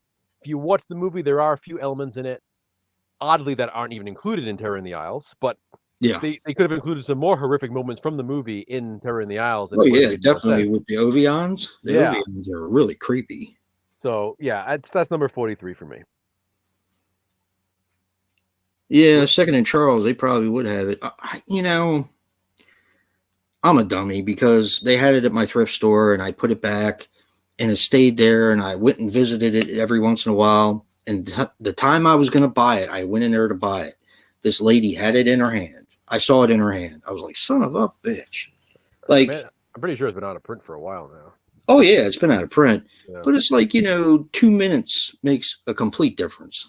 It does. In life, doesn't it? It does. I already have it, but I mean, whatever. Anyway, number 42, I have The Silent Partner. Okay. This was a surprise for me. We're not far off. I really like this movie. I thought it was really well done. It's a Christmas one too. Yeah, Christmas horror, sort of. Mm-hmm. It is. I mean, it's horror. It's a horror movie. It is. It definitely. It's a stalking sort of slash. Mm-hmm. But yeah, I got The Silent Partner at 42. What you got, Joe? I have Frenzy. It's another Oh, Hitchcock film. Some Hitchcock with nudity, oddly. yeah.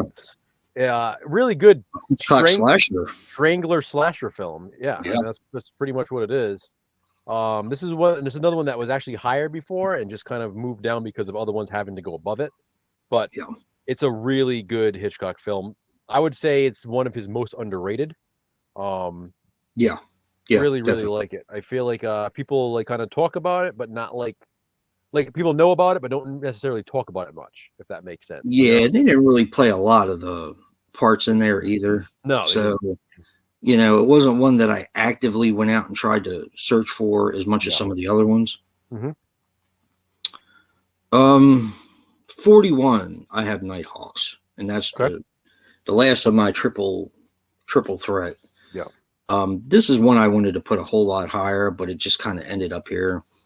Hmm. This is one that endeared me to Terror in the Isles a lot more because I remember you telling me that you went and sought this movie out because of Terror in the Isles. Yeah. Me, I had seen this before because I'm a huge Sylvester Stallone fan, Hmm. and I got this. We had it on. We might have actually had this on CED video disc, but I watched it so many times, and then to see it in Terror in the Isles, I'm like, that's what kind of opened my mind a little bit more to see that horror isn't just black and white. Yeah. So Rutger Hauer's creepy in this film. He's creepy. So yeah, Nighthawks at 41. I kind of rambled there, but what do you got for 41, Joe? 41. I have Invasion of the Body Snatchers. um, Damn. I like it a lot. I mean, it is a little bit too long. Yeah. I think this is one of those movies that is genuinely scary for me because like the whole conspiracy thing, like everybody's against you. And you Like, have the invasion now. like it's one of those things, yeah, where it's just there's no trusting anybody. Yeah. And that's something that kind of bugs me.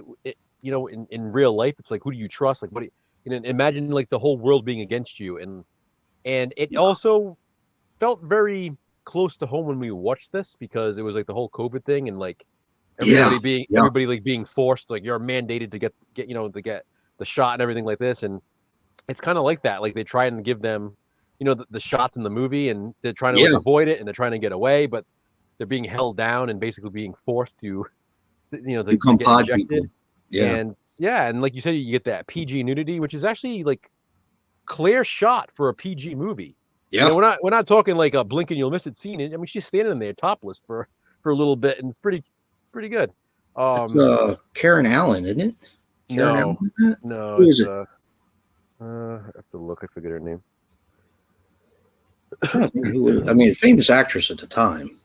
Yeah. Brooke Adams. Okay. Yeah. Oh, yeah. Bond girl. Yeah. So, Invasion of the Body Snatchers is number 41 for me. Number 40, that damn couch. Sisters. Okay. Sisters. Hey, first time I watched Sisters, I didn't like it. And when I ranked it in the Fangoria movie challenge, which we watched it for that too, it was really low. So it jumped a lot. Okay. I do like it a lot more now. I still think it's really odd. There's something off about the film. Very off. But it also makes the film work a little bit more. Mm-hmm. And that damn couch. 40. Number 40. 40 for me, I have The Fury. This is another one. This is another one that I really sought out because of Terror in the Isles. Yeah, that scene is iconic. The whole carnival ride scene. Hell yeah. I mean, that's just it's great. I wish we got more of that setting, I guess, in the movie. It'd be great if more of the movie took place there, but I really do like the movie. The whole vein, it looks good in the veins in his head. Yeah, I don't know how they did that, but it was really cool. Cool. Yeah. The Fury, Brian De Palma, number 40. So, number 39, I have The Fury. Hey, there you go. See? So, it was, I like how it tells two different stories. And if you're not paying attention to that movie, you can get lost really easy. Yeah. but I like how it all ties up in the end. I think it's brilliant. Mhm. Yeah, I love the Fury. I think it's great. I love De Palma. I think he's a genius. So yeah, the Fury at number 39. What do you got for 39, Joe? I have The Silent Partner at 39. Ooh, okay. Yeah, like we said, it's basically a Christmas horror film. Yeah.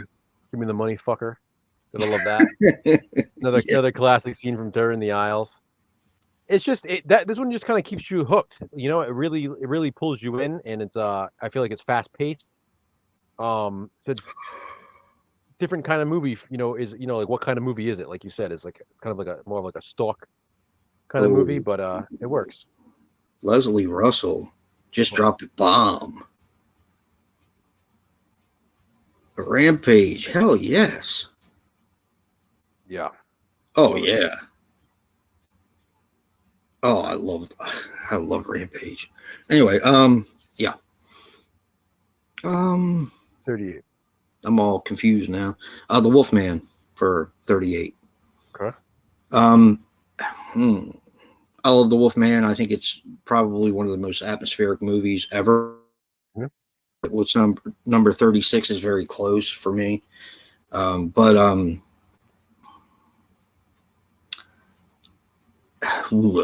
okay. The Wolfman,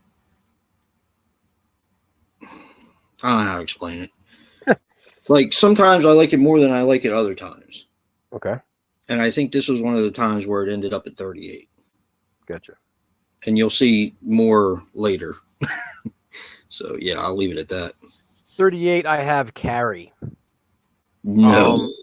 Yeah, you know what though, Carrie? Remember when you and I both went into it, we were kind of like, we didn't really know what was going to end up. And I have to actually say, I enjoyed it a lot this time we watched it. It completely changed my view of it. Yeah, Carrie for me is one of those movies. Yes, there's the religious stuff that obviously makes it like a horror film, but other than the stuff with her mom, not a whole lot happens until the end. It's very much like a high school movie of someone getting picked on. Yeah. And she does, she moves some stuff around or whatever, but like the real horrific stuff, other than the religious stuff with her mom, like I said, Yeah. other than those creepy images, the most horrific stuff doesn't happen until the end of the movie. But it's interesting. It's interesting how it still keeps you interested the whole time. Well, I mean, getting picked on like that. I mean, a lot of them kids are relentless. Oh yeah. And that's hard to watch as well. Yeah. But yeah, great movie though. God damn. What do you got for 37? 37. I got the first Alfred Hitchcock movie that's been on this list so far, and I'm pretty sure, and that's The Birds. Okay. I like The Birds. I don't feel that there's a whole lot to it, but there doesn't really have to be. Mm-hmm. It's just fun. Makes sense. That's about it. It ended up at number 37, which isn't too damn bad. Okay. Actually, not bad at all. All right. I'll live with that. 37, I have The Brood. No. This I think might be my highest film from Cronenberg on the list. And it should be because it's my favorite Cronenberg film. This one always stuck out with me too. Seeing those kids in the hoods and the little hoodies. Yes. It's great scene from the Aisles, but it's also a movie I did rent a lot when I was younger. I watched this one a lot. Love the characters in it. It's such a weird, bizarre story, but it works. Cronenberg with his body horror. Yeah. I love it. It really is my favorite Cronenberg film. Going into this challenge, I remember wondering, what's my favorite Cronenberg film going to be? And when all was said and done, it ended up being The Brood for me. This time, anyway. Again, based on this watch, The Brood for me. I remember we watched The Brood. I think this was the last Cronenberg film we watched because it was towards the end of the challenge, and I remember thinking, "Holy shit!" Like I actually do prefer this to the other movies we watched on this from him. So, well, I will say, without spoiling my list, it's my highest Cronenberg film too. So there you go. On this list, I mean, I do like The Fly a little bit better than a lot of the other ones, but well, exactly, that's true too. The Fly's not on this. Find this to be probably even more terrifying than The Fly at times. There's kids, man. It's not right. Yeah. They ain't right, Joe. Yeah. Yeah, the Brood is creepy. All right. 36. I was talking about atmosphere with the Wolfman. I love the atmosphere in Dracula. I love it. Okay. I love the atmosphere. I love the set pieces. Remember, this is the 79 Dracula guys in the group. Yeah, 79 Dracula. I like Langella and his big hair. I like Laurence Olivier as Helsing. Wasn't Donald Pleasance? Yep, he is. He's eating the whole fucking movie. Yeah. He's eating during the whole movie. Every scene he's in, he's eating. Yeah, he is. Yeah, he is. Hey, we talked about that, remember? Yeah. I don't know.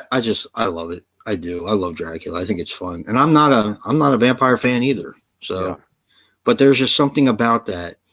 The overpowering score and the ship coming in. It's just, I don't know. It's just done so well. Yeah. Yeah. 36. What do you got, Joe? 36, I have The Bride of Frankenstein. Wow, we weren't that far off. Well, 14. 15. I love The Bride of Frankenstein. I think it's literally one of the greatest horror sequels ever made. Yeah. It is very possibly the first meta horror movie ever made. That's true. Yeah. I mean, you literally have her telling her own story in the beginning of the movie. Yep. It's really cool how it's done. It's so ahead of its time. It is. I love seeing Frankenstein's monster meet his friend in this one, his blind friend. Yes. He teaches. He has him smoking and cigars. Yeah, that's cool. I really do love it. Friend. That's number 36 for me. Yeah, I do like Bride of Frankenstein, and you'll see that guys coming up along with the Wolfman and all. 35 for me is Midnight Express. Okay. Midnight Express may be the most terrifying movie on this list. It is the most terrifying movie on this list. Yeah. It's a tough watch, and that's okay. You have what I don't even know where we put it, like maybe 60 or 70% rewatchability, and then the rest of it would be like how the movie's made and how much we like it. This is not one I'm going to watch very often because it's a tough watch. Yeah. It is a tough watch. But man, is it scary. Whew. Yeah. 35, Midnight Express. I'm probably going to get some crap for this, but it is what it is. 35 for me is going to be Alien. It's another one that moved up and down a lot for me. I just really couldn't figure out where to put it. It's one of the movies that I like a lot, but then it's like around these other movies that I also like a lot, and it's like, okay, do I put it above this one or below this one? And it just sort of ended up here. This is definitely one of those movies though. Like if I watched it like right now, I'd probably be like, yeah, it's going to be my top 10. But it's just one of those things where I'm going by what this list says, and at this point, I had it at number 35. And I'll do you one better than that, and I'll say that Alien may be the best movie that you forget about as soon as you finish watching it. I agree. It's a great film. Yeah. When I'm watching it, I love it. Yeah. But after that, I'm like, I don't know what it is about that movie. Yeah, I agree. Yeah. All right. 34. To Catch a Thief. Okay. Hitchcock's a genius. I'll just leave it at that. Yep. This movie is it's so good. It's just so good. They had such good chemistry in this movie. Absolutely. Yeah, it's just, I'm going to catch hell for the next one, so I'm biding my time here. All right, 30. What's your 34, Joe? 34 is Ms. 45. Ooh, good movie. Yeah, I don't know how you can't not like this movie. I mean, it's awesome. It's a revenge movie. It's so satisfying. You have that awesome Halloween party. The chick is super hot in it. The dude with the mask, fucking awesome. The mask. That was another scene for me from Terror in the Isles that was always a standout. I was like, you had to find out what it came from. Like, what is this? I need to see this guy in this mask, Yep. Like, this chick is like disrobing in the mirror, and this guy pops up behind her, like Yep. 100%. And the Awesome nun movie. popping people off. Hell yeah. It's When awesome. when they're all in the circle with like the chains and shit, and then she just starts shooting them. It's a good shot too. I like that. All right, what do you got for 33? You're not going to be happy. All right. Especially after I watched your review, I was like, damn. Vice Squad. Oh, okay. I know. Look, I love Ramrod. I think it's a great film. I have an absolute blast with it every time I watch it. Mm-hmm. But that's just kind of where it fell. Even now I look at the films that come, over top of it, that were over top of it, and I like them more. Yeah. It's unfortunate, but because I do love Vice Squad, I love it a lot. But okay, 33. I have Saturday the 14th. I know you had this a lot lower. I could have probably put it higher because I just had so much fun watching it. It's just a fun movie. It's another one that really reminds me of Terror in the Aisles too, with the whole bathtub scene. Oh yeah, and it fits too. The goofiness fits. It's like a horror spoof done right. Like some horror spoofs are just too stupid. Like this one is just fun. Like it's a fun movie. It's really short, so even if you don't really like horror spoofs, like you can get through it fast. Yeah, it's just like an entertaining, really really entertaining. I love it, and like I said, I really could have put it higher, but I just had to look at other things and be like, can I really put it this high? So I put it at 33. All right, 32 is going to be Alligator for me. I love Alligator. Like I said, when I saw it originally when I was a little kid, I saw the cut version. And then when I was older, I remember going over to a friend of a friend's house and watching it. I'm like, wait a minute, this wasn't in the TV version. And it just like kind of opened it up for me. And every time I see it, I seem to like it more. Robert Forster's awesome. And I don't know, I just love it. I love the whole mythology with throwing the alligator down in the toilet, and he ends up in the it's just cool. It's really cool. So I have Alligator at number 32. What do you got, Jeff? I have a big one here, but it's another movie I have some pacing issues with, and it's another movie. It's another movie like Alien. When I'm watching it, I'm like, I fucking love this movie, but then it's kind of like, it's kind of long and it's kind of has some slow pacing, and I kind of prefer part 3, and I'm talking about The Exorcist. That's number 32 for me. Okay. Is it a great film? Yeah, it is. But again, it does have some pacing problems. I feel like we don't need to see her go to the hospital 3 or 4 times. Like we could have seen it, once or twice. We don't need to keep seeing her go back and forth and what they're doing. Like I understand what they were getting at, but I think, like you said with Steven Spielberg and the whole editing thing, I think that could have been edited down to a more. I think the scares would have been better too. That's the equivalent of me, because like with Poltergeist, they show too many of like the people coming into the house and trying to clean the house.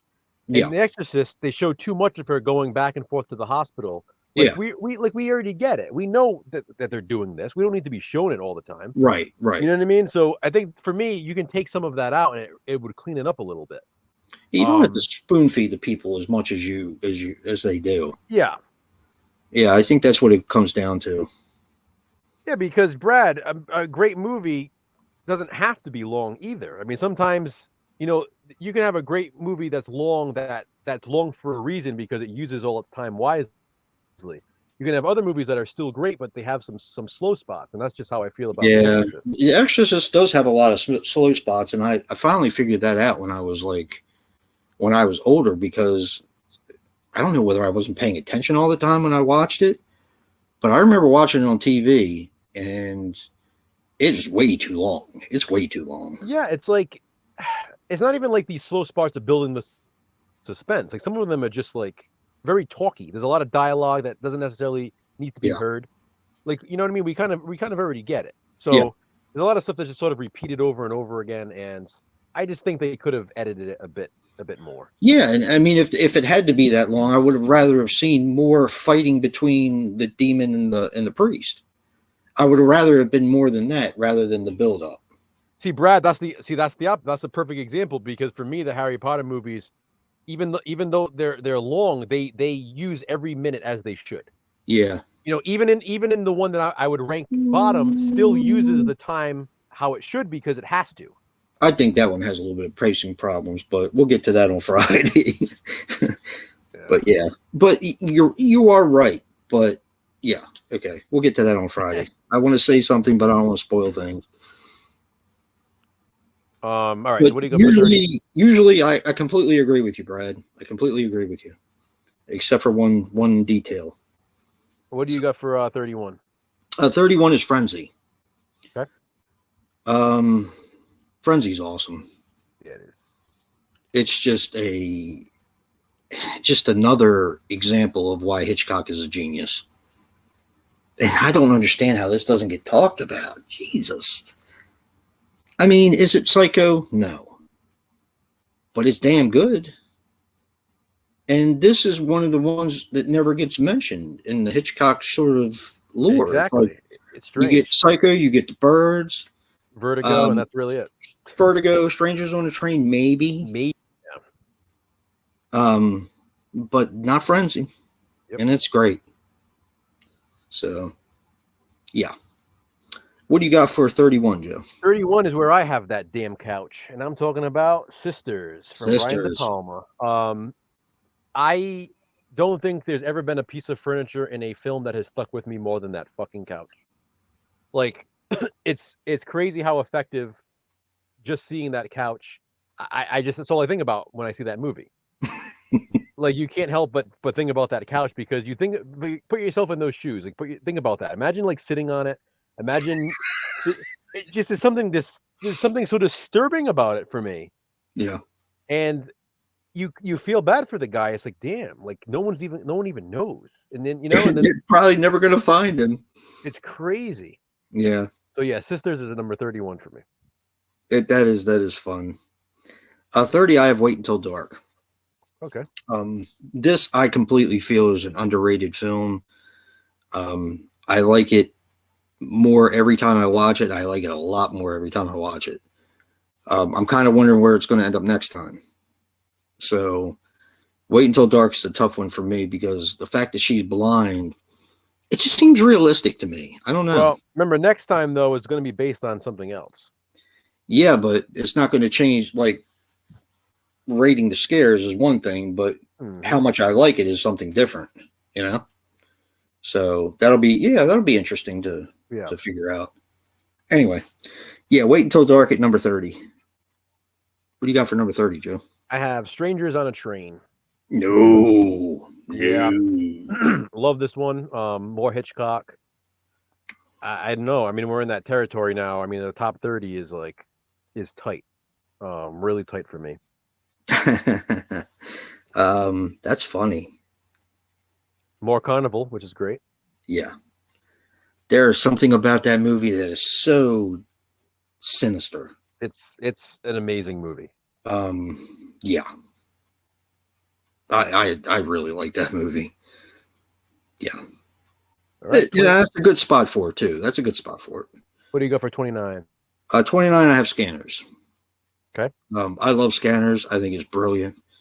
I love it's one of those things, like, I love Videodrome too, but there's something about Scanners. I love the score.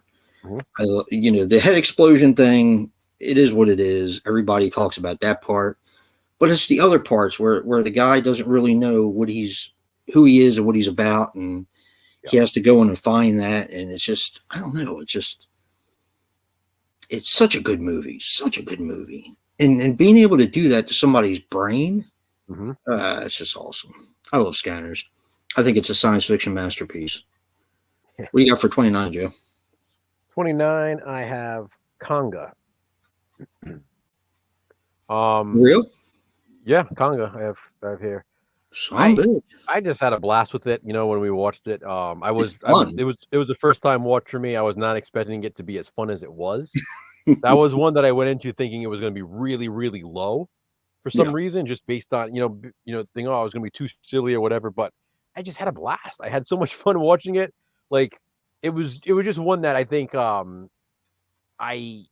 really underrated in my head, so I went in with low expectations. Yeah. And it obviously surpassed them. I just had so much fun watching it. So even though, look, I know that the gorilla doesn't look the greatest, but I wish they wouldn't have put it in that park, because that's all I can see when I see it.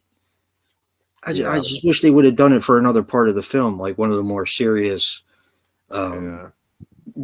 sinister parts of the film. Yeah. I don't know. Anyway. 28, I have The Howling. Okay. And like I said in my review, I found out something about myself. I think we both did. You're either Team American Werewolf in London or you're Team The Howling, and I'm Team American Werewolf in London. I thought I was Team The Howling. In watching it this time, and I've seen it I don't know how many times, I actually see where the sequels went wrong. It's a little hard to explain. Okay, you have the beginning where you have the serial killer, right? And you go through all that, but when they get to that retreat, right? It starts to become tongue-in-cheek. A lot of it does. And I think that's where they thought it should have went with Howling 2 and Howling 3 and Howling 4. Yeah. And it just took it to that extreme. So everybody's like, how the hell did Howling 2 end up like it did? Well, watch the end of The Howling and you find out. Yeah. And I mean, with her on the it looks so stupid with her on the TV at the end. Come on. She looks like a pretty werewolf on the news at the end. Yeah. Come on. But I do like the movie. It sounds like I don't, but I do. But anyway, that's number 28. What do you got for 27, Joe? Or 28, Joe? 28, I have Phantom of the Paradise. Another Brian De Palma movie. Not too bad. Not too far. Our buddy Winslow. Hell yeah. I mean, great movie. You really enjoyed it. This was a first time watch for you, right? No. Or was it you haven't watched it in a long time and then you watched it? I hadn't watched it in a long time. I didn't like it. Yeah, because I remember you were like really high in this one when we watched it. Yeah. You were like super into it. This is yet again one of those other scenes from Terror in the Isles that always stuck out when he has the plunger in the shower. Whoever tries dies. Definitely one of the more talked about scenes from Terror in the Isles. People always ask about what is the scene with the guy in the plunger in the shower. That's Phantom of the Paradise. Yep. Yeah, great movie. Number 28 for me. All right, 27. I got Frogs. I love Frogs. Okay. As I said in my review, I watched it when I was down at the ocean one time, and from then on I fell in love with it, and that's my history with it. I love Frogs. I think it's awesome. I don't know. It's just something about it that just puts me at ease when I watch it. I don't know. Makes sense. But anyway, that's number 27 is Frogs. What do you got, Joe? I have The Birds at number 27. Nice. Again, another one of my favorite Hitchcock films. Obviously, I think it's probably my second favorite Hitchcock film behind Psycho. I feel like people don't realize just how brutal it was. I mean, the dude getting his eyes pecked out, like seeing his remains laying there, pretty sick. I love the setting, absolutely love the setting, and I love the fact that we never find out why the hell these birds are doing what they're doing. Yeah. I always liked his explanation. Yeah. Hitchcock's explanation. I always thought it was interesting. Thanks, Ron. See you later. See you, Ron. All right. We are at number 26. Yep. I have Carrie. Okay. This and probably Phantom of the Paradise, which I haven't gotten to yet, but Carrie took the biggest leap. I've always liked Carrie, always have. I think it has one of the most terrifying endings ever put on film. I don't know. I just got it this time. I don't know what it is. That's what I was saying. That's why for me it took like a jump from where it would have been for me. Yeah. I just got it. Yeah. I don't know. It just hit me in a completely different way than it ever had before. Same here. Yeah. Very weird. What do you got for 26, Joe? 26 is where I have, in my opinion, the scariest movie on this list, and that is Midnight Express. It's rough. Midnight Express is absolutely terrifying. Yep. Honestly, if it wasn't as disturbing as it was, I might put it higher. Yeah. It's the fact that it's just not as rewatchable because it just puts you in a depressed, almost like Yep. paranoid mood when you watch it. Like if you're somebody who watches movies and tries to sympathize with the characters, it's gonna fuck you up. Yep. Midnight Express is one of those movies that people might even question, why is that included in Terror in the Isles? It's the scariest movie in here. I'm telling you. Yeah. Like Yeah. it is the scariest movie in here. When you want to talk about reality and the way things are, it's awful. And the fact that it's based on a true story, Yeah. it's super disturbing. Yeah. It's weird because I love the movie though. It's like we watched this over a year ago, and now I'm ready to watch it again. But honestly, in between this time, I wasn't. Yeah. But now I could probably watch it again and enjoy it for what it is. But it's not a movie that you're going to want to revisit often because you have to be in the right state of mind. Nope. Yeah, you're absolutely right about that. It's a hard movie to watch. It really is. Absolutely. So that's 20. They did a fantastic job with it. God damn, they did a fantastic job with it. So, All right. 25 is The Brood for me. Okay. And that's my my top Cronenberg film, even though I love the other ones on this I list. get it. It makes sense. Yeah.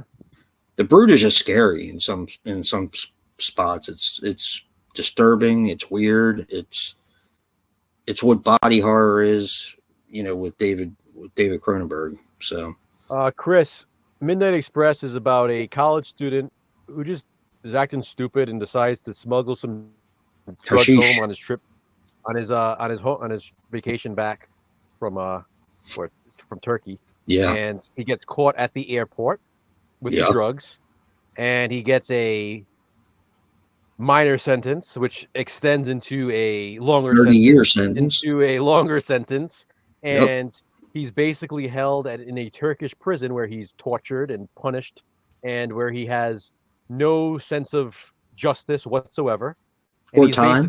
He's basically being used as an example for the Mhm. government to send a message to America, and he's basically fucked. And there's nothing he can do. Yeah, it's a rough watch. It really is. The stuff that's done to him, and you're rooting for this guy who's not a very. I mean, is he likable? Sure, I guess. He's not. In I a mean, way, he made a stupid mistake. He wasn't doing he wasn't did. doing anything horrible. I mean, you know what I mean? Yeah. Like, But the way he's treated, man, is just rough. exactly. Yeah, it's a rough movie. It really is. Yeah, Brad. What? He said, like, what should have happened with Brittany when she was held there. Yeah. But God forbid. Yeah. Yeah, but Brad. Here comes the controversy. He was a straight white male, so there's no way that he was going to be let loose. Yeah. So what do you got for 25? The Brood. Oh, so I'm on my 25 now. Yeah, because I went back. That's right. My 25 is Suspiria. Get some Argento here. Suspiria is one of my favorite colorful horror movies of all time. At one time, this was in my top 10 favorite horror films ever. I used to be like really, really into Suspiria. Not that I'm not now. Just over the years, there's a lot of good movies on this list. There is, but I mean, it's in the top 25, so I'm happy with it being there. Yeah. What do you got for 24? 24 is my second depressing movie besides Midnight Express, and that is The Deer Hunter. Okay. This is a little bit of a conundrum or whatever, because I base a lot of what it is on rewatchability. And I was telling Joe before we even started the stream, I was like, it's long, but it flies by. Yeah. It's a really good film. It's really well made, but it's not a movie I can watch very often because it destroys me. Yeah. It's one of those movies that very hard to keep your emotions in at the end, or at least for me anyway. So that's the Deer Hunter at number 24. 24, I have Alone in the Dark. This is another one I think I remember kind of bouncing around. Yeah, this is one that, whenever I watch it, I realize how much I like it. Not too far off.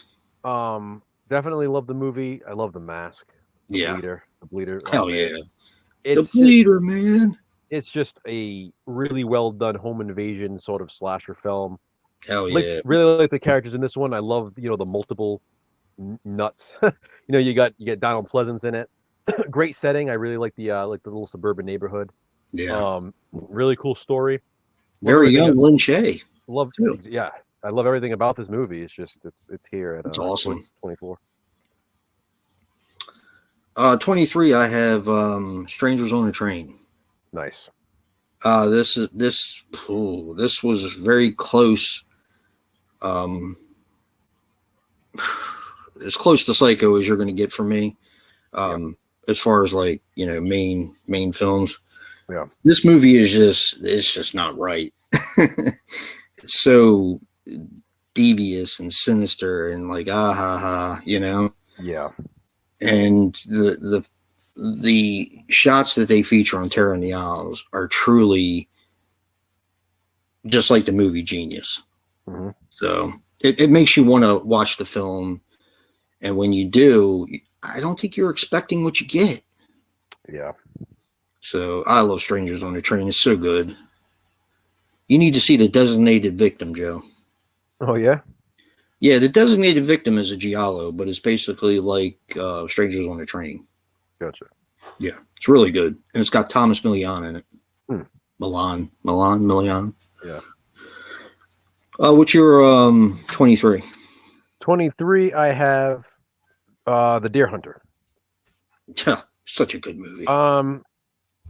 I kind of wish this one could have made the top 20 just because it's such a brilliant film, but you have it's a hard one to watch, number one. Yep. And just the length. It's the longest movie on this list. Man, but it flies by though. It does fly by, but it doesn't fly by at a. Can I explain it? It's weird. It's a contradiction in a way, but it doesn't fly by at a brisk pace. Like you're involved in the movie, so it doesn't seem like it's as long as it is. Yeah. But it's so depressing and dark and so much of a downer that you kind of like pull yourself through it. Like, oh man, like it's it's just brutal, and there's just no real happiness or hope in the film. But I can understand why it's so highly praised because it's a brilliant film. Yeah, it is. Again, it's not one that you can rewatch often. That's true. That's number 23 for me. 22 is Friday the 13th Part 3. Okay. There are 3 Friday the 13th movies in Terror in the Isles, depending on which cut of the movie you watch. And this is my least favorite, but I do love it. So that was one that was hard to place for me because, Jason gets his hockey mask and it's just fun. I mean, it's I'll probably catch heat for this, but it's not one of the better Friday the 13th films the way it's made. It's not objectively, but I love it so much. But it's one of the more entertaining movies. I think that it is. So yeah. So yeah, but that's what I have at number 22. At 22, I have The Seduction with Morgan Fairchild's. Woo! Woohoo! Yeah. Wow. And I think when I was looking at this ranking too, another thing that I was looking at was Terror in the Isles itself. And yes, for me, The Seduction is Terror in the Isles. Me too. When I watched Terror in the Isles, especially as a kid, seeing naked Morgan Fairchild in Terror in the Isles, because they didn't just show other scenes from The Seduction, they showed the scenes of her naked. So I was like, what movie is this that Morgan Fairchild is naked like this? Nighthawks, Dressed to Kill, The Seduction. Yep. They're what, Friday the 13th Part 2. They're all the movies that just did it. Thank you so much, Royce. I appreciate that. Thank you, Royce. We appreciate your support watching this. It was a long time coming. This took us a long time. We were on 21. 21. 21, I have Alone in the Dark. Okay, I figured. Joe knows how much I love this movie. Mhm. Actually, Joe made me a copy when I couldn't find one. And I'm grateful, and I still have it. I love this movie. It's just so good. There's just the whole hat thing was another thing about tearing the aisles. Yeah. It cracked me up, and I was like, a slasher movie has the balls to kind of be that audacious. But you know what? It's real because they're mental patients. Yeah, so exactly. It really does make sense. And I didn't know that. It's another. Well, exactly. When you're watching Terror in the Aisles, you're thinking, "What is this?" Yeah, that's another scene that really stands out. Yep. But I do. I love Alone in the Dark. It's so good. It's so good. And that's number 21. What's your number 21, Joe? My number 21 is Rosemary's Baby. This one just hit me the right way this time when we watched it. It's a longer movie. It wasn't one that we were kind of really looking forward to because of the length. And we were kind of like, oh, we kind of remembered it being a little bit slow and stuff. But I have to say, I really, really liked it this time around. There's that scene when she's in the phone booth, and that was like one of the most suspenseful scenes. Yes. In like anything in this challenge. I mean, when she thinks they're coming up behind her and she doesn't know if it's somebody that's after her or not, and she's trying to like hurry up and make her phone call, it's just done so well. I love her voice, her accent in the movie, like the way she says "guy," like she always says "guy" like that. There's something about it. Like I really like her character. I do wish she didn't cut her hair, but hey, what can you do? That's just being nitpicky. Hey, Sean. And it's creepy. But it's a really well done movie. I'm glad that it's in the next challenge that we're doing too. It's a good one. So it's number 21. Just outside my top 20. I mean, the guy might be a piece of shit, Roman Polanski, but he made some really good films. Yeah, and really, and all I think about is Once Upon a Time in Hollywood, and it was Rosemary's fucking Baby. Yeah. Yeah. Yeah. Director of Rosemary's fucking Baby. Lives right next door. All right, top 20 time. What do you got for number 20? Phantom of Paradise. Okay. I guess it's my top. No, it's not my top, but it's close to my top Brian De Palma film. Yeah, there's one more. I just love this movie. It's so good. I don't know what my problem was with it the first time. Maybe it was because it was kind of like a musical, but it's just so good. It's such an interesting telling of the whole Phantom of the Opera thing that, everybody sticks to the way it's supposed to be done. And they say, nah, fuck this. I want to do it the way I want to do it. Yeah. So, and I just love it for that. I think it's great. So, yeah, that's Phantom of the Paradise at number 20.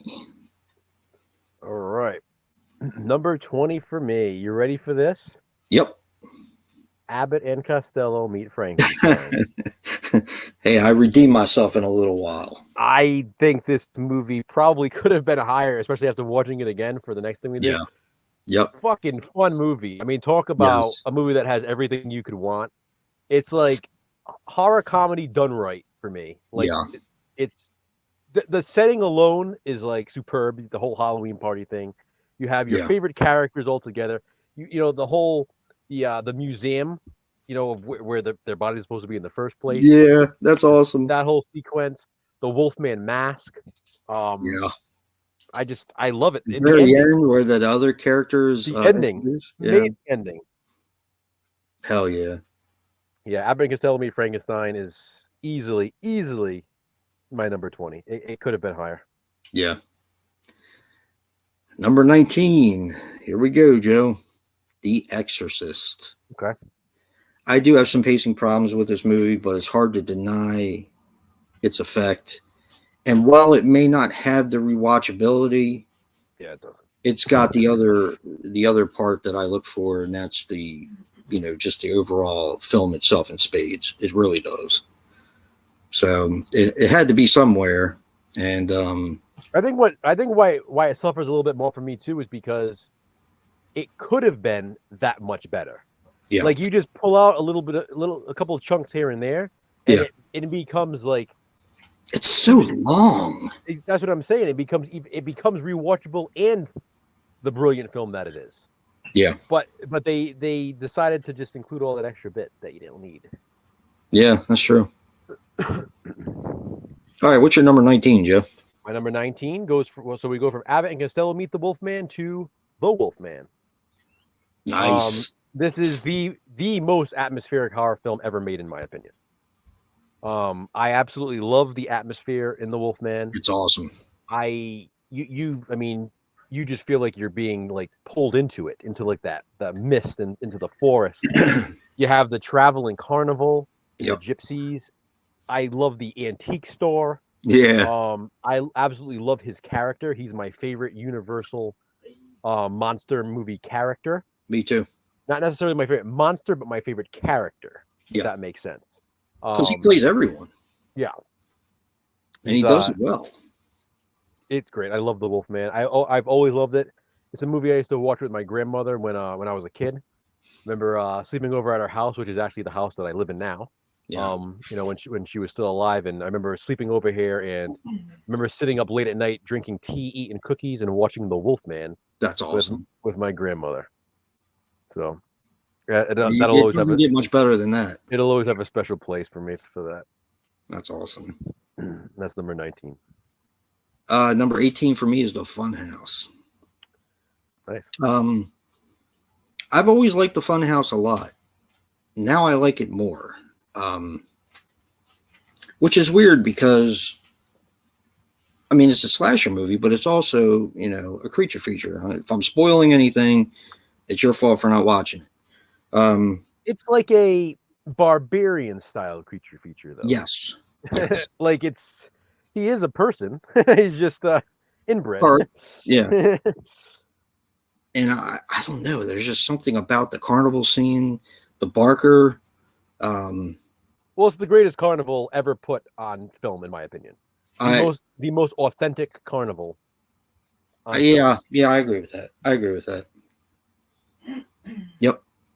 Funhouse 18. Okay. And number 18, I have Jaws. Wow. As you guys are going to find out, I prefer Jaws 2. I do love Jaws. Obviously, it's in my top 20. Yeah. I'm gonna say it again. Spielberg editing is a little bit with this, not as much as Poltergeist, but a little bit could have been trimmed. Yeah. But that being said, it is a movie I usually watch probably once a year around 4th of July. I usually do. I usually watch Jaws and Jaws 2. But again, a little bit of pacing for me could have made it even better. So yeah, it's number 18. Number 17 is Alien. Okay. Now the reason why it's number 17 and not lower is because I actually love the movie like you do, and I ranked it right away. I didn't let it sit. And yeah, it's a great film. It really is. I mean, it kind of speaks for itself. It has, I will say, I know a lot of people probably won't agree, but I do believe there's a little bit of pacing issue in Alien. But a little bit. Yeah. But I do love the film for what it is. I think it's brilliant. What's your number 17? Chris, hold on. He asked me a favorite Spielberg movie. It's definitely not one anybody else would probably pick, but I think my personal favorite Spielberg movie is Super 8. Oh, I really like that movie. I do too. It just fits more to my taste, I think. By the way, Jason, if you like Super 8, you need to watch Stranger Things, because Super 8 is basically Stranger Things the movie. Is it really? That's why I loved Stranger Things so much, because I was like, holy shit, this reminds me of Super 8. Wow. I just watched that not too long ago too, and I really enjoyed it. Brad, Hook is probably up there for me. That's probably top 3 for me too. I'm a big fan of Hook. But yeah, listen, I do love Jaws, so it's gonna be high. I love Jurassic Park, but if I had to pick, I'm gonna go with Super 8. I love Super 8.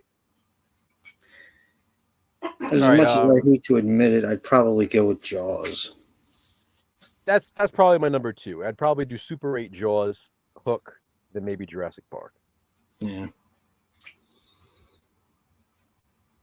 All right, what are we on? 17? Yeah. What was your 17? My number 17 is The Thing. Not too far off. Yeah, good winter horror film, obviously. Probably Hell my third favorite Carpenter film. I don't know. I mean, what can I say? I'm a big fan of it. It's just I like the other movies more, I guess. Halloween, The Fog, The Thing. There you go. 16 is American Werewolf in London. Okay. Like I said, I am team American Werewolf. I hadn't seen this for a long time, and this movie just I really enjoyed it. We ended up watching it again with Brad. Yeah. Not too long after we did that Terror in the Isles thing.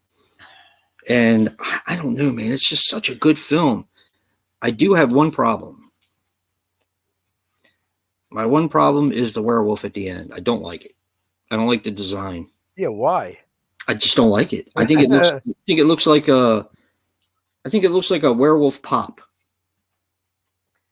Like the body's big and fat, and you got the little legs. I just don't like it. I don't know. It's just something about it I just don't like. Brad said The Thing should have been where the Omen is. Get the fuck out of here. You're crazy. All right. What's your number 16? My number 16 is Halloween 2. Not too far. Would be higher if not for the pacing. Obviously, Halloween 2 is a 1 2. I mean, I grew up watching Halloween 2. Obviously, I feel like it was one that was on TV a lot as a kid, especially the TV version of it.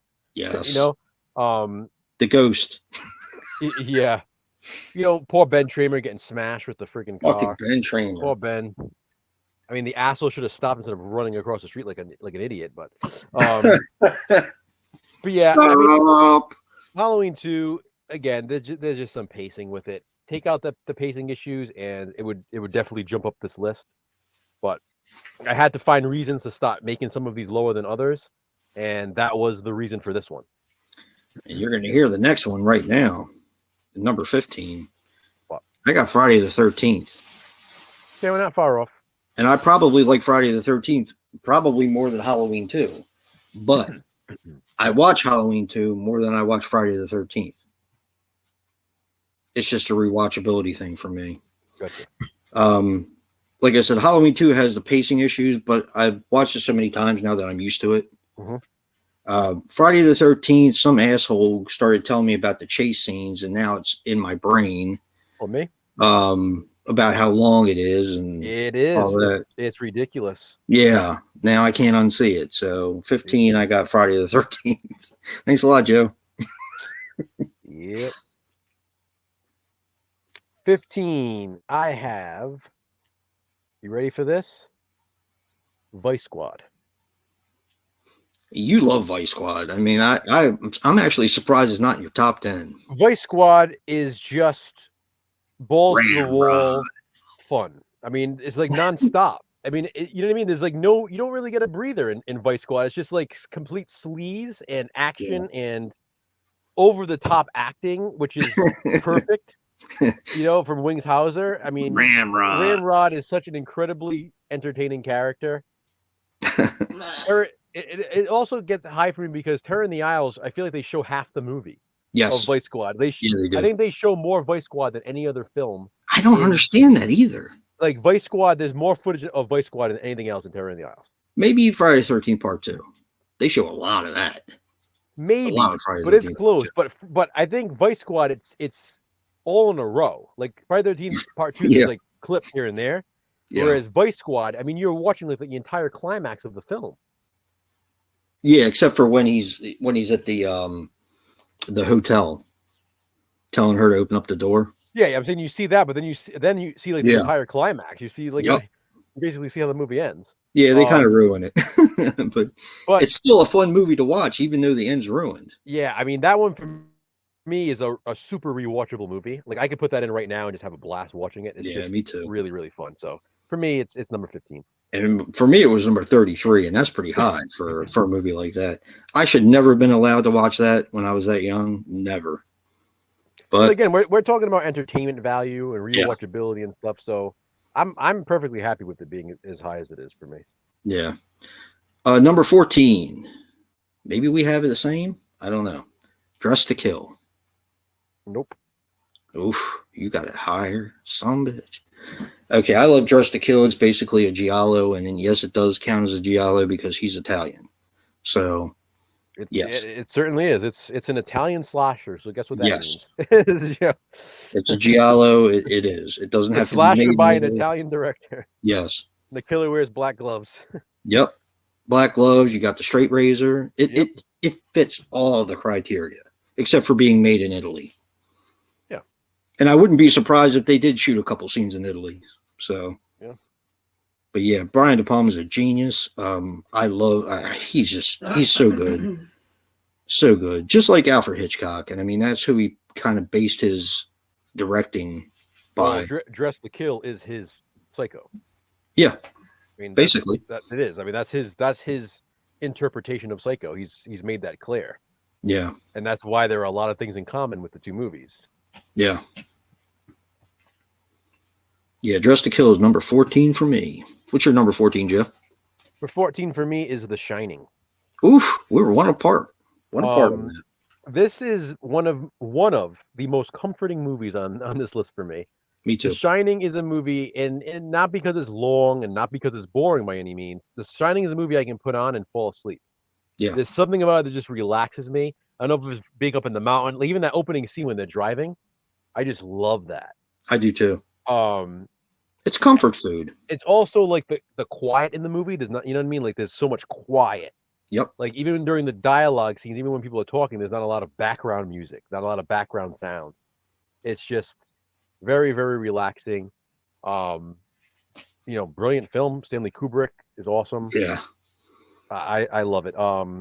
If it was a little bit shorter, I'd probably watch it even more than I do, but I do watch it fairly regularly. So, Yeah. I mean, I watch it usually once a year at least. Me too. 13 for me is The Shining. There you go.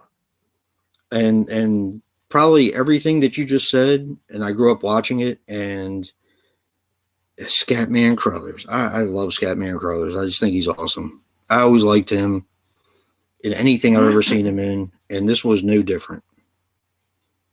Okay. I like the fact that he also had the shine as well. So, yeah. What'd you call him? Scatman Crothers. Racist. That's his name. I'm not talking about his name. You said you called him a shine. No, a shine. He had the shine. My number 13. And I did this on purpose because I was toying around where to put it. Friday the 13th. It's gonna be number. Ooh, you actually had higher than I did. It's gonna be number 13 for me. Wow. It had to be at number 13 because Friday 13th. Listen, the chase scene, yeah, it goes on too long. But if you cut down that chase scene, it's an awesome 80s slasher film. I mean, it is one that I watch a lot. I mean, I don't watch it as much as some of the sequels, but I watch it. I watch Friday the 13th a lot, and there are times when I just feel like watching that one specifically. And I'm like, yeah, I feel like watching the original Friday the 13th, and I'll put it on. I start to lose a little bit of interest during the chase scene, but up until that point, I love it. I mean, I love the rainstorm. Everything. Everything leading up to the chase scene. And what's your name? Brenda being thrown through the window. I love that. I think that's awesome. It's great. It's great. But so it's Friday the 13th at number 13. Corny. All right. Number 12 is The Thing for me. Okay. I'm sure The Omen could have been put there too, right? But no. The Thing is awesome. The Thing is a movie that I watch even when it's on TV. No matter where it starts, I'll watch it. I watch it regularly, usually a couple times a year. Yeah. Actually, my daughter even likes that movie. That and The Fly. She's gotten kind of used to both of those movies. Mm-hmm. And I love the characters. The characters are brilliant. the gore is brilliant. Everything in that movie is just brilliant. So you have The Omen at number 12. Yeah. The Omen, man, is that boring. The Thing Thing at at number 12. 12. I love The All Thing. right. My number 12 is Jaws 2. No. No. Like I said, I prefer it to the original Jaws. It is basically a Jaws slasher film. It follows that slasher formula to a T. I much prefer it, like I said, to the first one. If I had, we were talking about this before the stream started, and if I could only watch one Jaws movie for the rest of my life, it would be Jaws 2 and not the original Me too. Jaws. Me too. I just have a lot of fun with it. I love the teenage characters. It's basically teenagers going to a party in the middle of the ocean, like a slasher film, and being picked off one by one by a scarred killer seeking revenge. I mean, it's a slasher with the shark as the killer. Yeah. Yep. Hey, Mr. Bones. Hey, Mr. Bones. So Jaws 2 is number 12. I'm actually surprised it's as low as it is. Number 11 for me is Halloween 2. Okay. Pacing issues, yes, it has it. But I watch this movie several times a year, every year. I watch it on what do you call it? Monster Fest or whatever it is around. I watch it every time it comes on. What are you living in the 90s? It's fair. I know, really. But I watch it every time it comes on, and then I watch it when it's not on there. I watch it. I don't know. It's just something about that movie. Maybe it's like comfort food for me. I mean, it is for me too. Exactly. Yeah. Even though I know it has some pacing problems, I've seen it so many times. Yeah, same it here. Doesn't even bother me anymore. Yeah. So. But yeah, it's Halloween 2. Number 11. Oh shit. Number 11 for me is Friday the 13th Part 3. Yeah. I can see that. Really fun. This is probably my favorite opening in the franchise. I just love the opening in the store. There's just something about it. I do like that. We can break that down all day long. We can talk about that. The fact that he fucking eats half the donut. The donut, the macadamia nuts, or whatever. It makes me want it. Good. It makes me want even the fucking orange juice there. He doesn't wipe his ass when he takes a shit, fucking guy. Yeah. He doesn't wipe his ass. I just like Jason stalking them, within the clotheslines, and I like the lighting. Oh, that is really cool. Him behind that sheet, that's really cool. Yeah. Really good. You have Shelly in it. He's an annoying character, but I do kind of like him. I like Shelly a lot. You have some funny lines like you never mean to like all that really stupid lines, and that guy looks like my grandfather. I will go one further with this one as well and say that these are the most annoying characters, but I love every single one of them. Me too. There's something about these characters that are so freaking stupid the way they're constructed, and they're so annoying, but they're some of my favorite characters in any horror movie. And then one last thing I'll say is I do like that they pull the old switcheroo at the end. So it's like they remake the end of the first movie but instead of having Jason pop up, they have Mrs. Voorhees pop up. I like that. I think that's a clever touch. Yes. Yes. I like the makeup with that too. With the worms, you can see that. Yeah, that's pretty cool. So that's number 11 for me. Top 10 now. What do you got for number 10? Number 10 fell a little bit lower than I would have liked it to. But at number 10, I have Creature from the Black Lagoon. Okay. I just love this movie. I love Creature from the Black Lagoon is my favorite. I'm surprised it's that low. Yeah. Yeah, but I mean, my top 10 is so freaking strong for me, as personally. Yeah. It's my favorite Universal monster. Not my favorite in the series, but my favorite Universal monster. And it's just so good. It's short. It has so much rewatchability. Love the setting. Yes. God, the jungle is so cool. Yeah. Creature from the Black Lagoon, number 10. My number 10 is Dressed to Kill. Nice. This is my favorite De Palma film. Like I said, it is De Palma's version of Psycho. I've always loved this one. This is yet another one from Terror in the Isles that stands out. Yes. Well, of course. Yeah, I mean, yeah. Yeah, the shower scene alone. It's so good. I love the museum scene. Yes. At the beginning. Mm. I like how he pulls the whole MacGuffin thing with like Psycho. You think you're gonna have this one main character, and then he kills her off, Yep. and then you have another female lead instead. That's the whole thing, man. It's just like Alfred Hitchcock. I mean, and by the way, Nancy Allen, oof, Yes. Yep. especially in this movie, when she's wearing like that top and like her nips are exposed the whole time, and Yep. it's like the intentional nip slip scene. Like, Yeah. Oh, this was definitely intentional. That's for sure. Absolutely. Yeah, she's very attractive. So that's Not number my 10 type for me. either, but yeah. Exactly. There's something about her though. Yeah. In that movie especially. And she's also the co-host of Terror in the Isles with Donald Pleasence. Yeah, that's true. And she was married to Brian De Palma. Yes, she was. All right, what do you got for number 9? Number 9, I have Suspiria. Okay. Oddly enough, when I first saw Suspiria, I didn't like it. When I was younger, it just wasn't my type of film then. It took for me to, I guess, grow up a little bit and understand what Italian horror was all about, and it ends up being one of my favorites. It's just beautiful. It's a beautiful film. It's crafted so well, and you never hear anyone say Dario Argento is an overrated director. You're talking about the remake, right? I still don't even remember half of that. Yeah. This movie is just gorgeous. And it's mean-spirited, and I don't know, I just love it. The whole thing with the dog, too. It's just like, man. Yeah. Blind dude. Come on, man. Yep. His juice, I love that scene, though. That scene is shot I do, too. Gorgeously. Oh, man. Yeah. So, yeah, Suspiria at number 9. All right. My number 9 is a movie that's like, it should be higher, but it's literally impossible for me to put it anywhere else. So it's just here, and that number 9 is the Texas Chainsaw Massacre. Ooh, very nice. I mean, objectively, I do think it's one of the greatest, or at least one of the most influential horror films of all time. One of the most important horror films of all time. Yep. But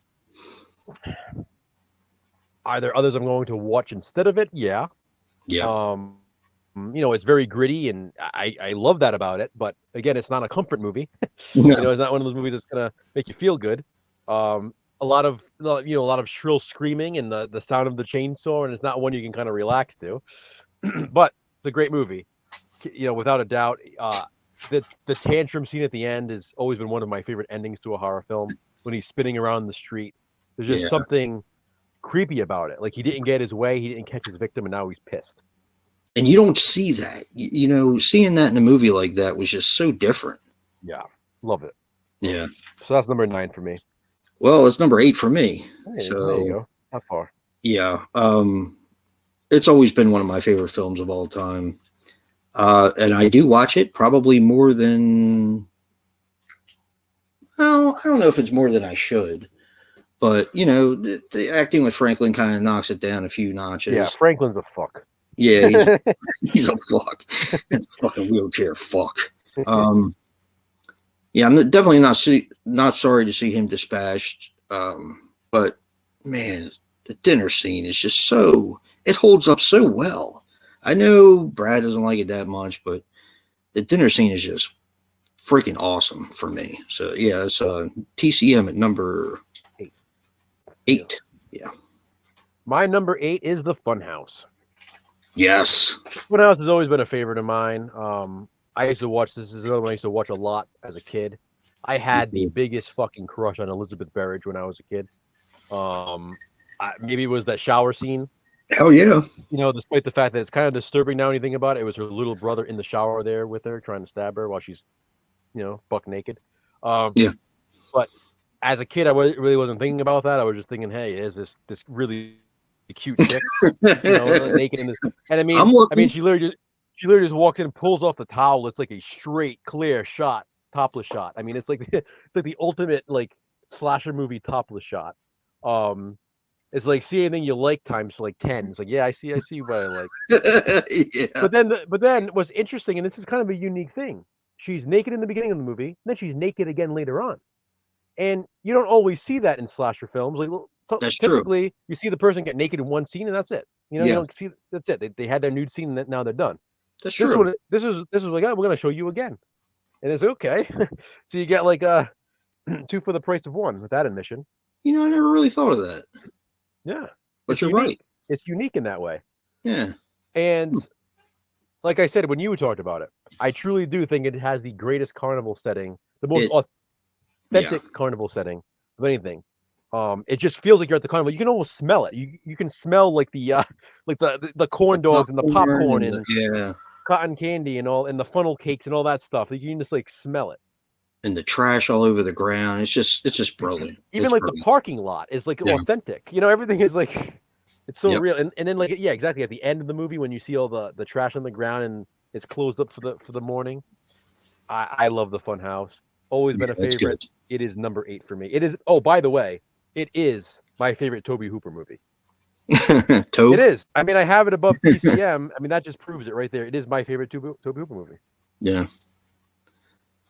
All right. 7. 7's tough. I wanted to put 7 higher, but I couldn't. I probably could now, but I didn't then, and it's The Fog.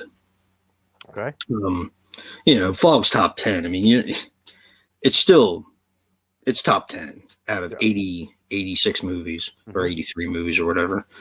But man, is it good. It's just a ghost story slasher done right with so much atmosphere. Yeah.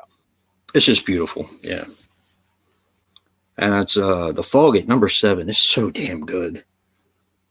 Number 7, I have An American Werewolf in London. Ooh.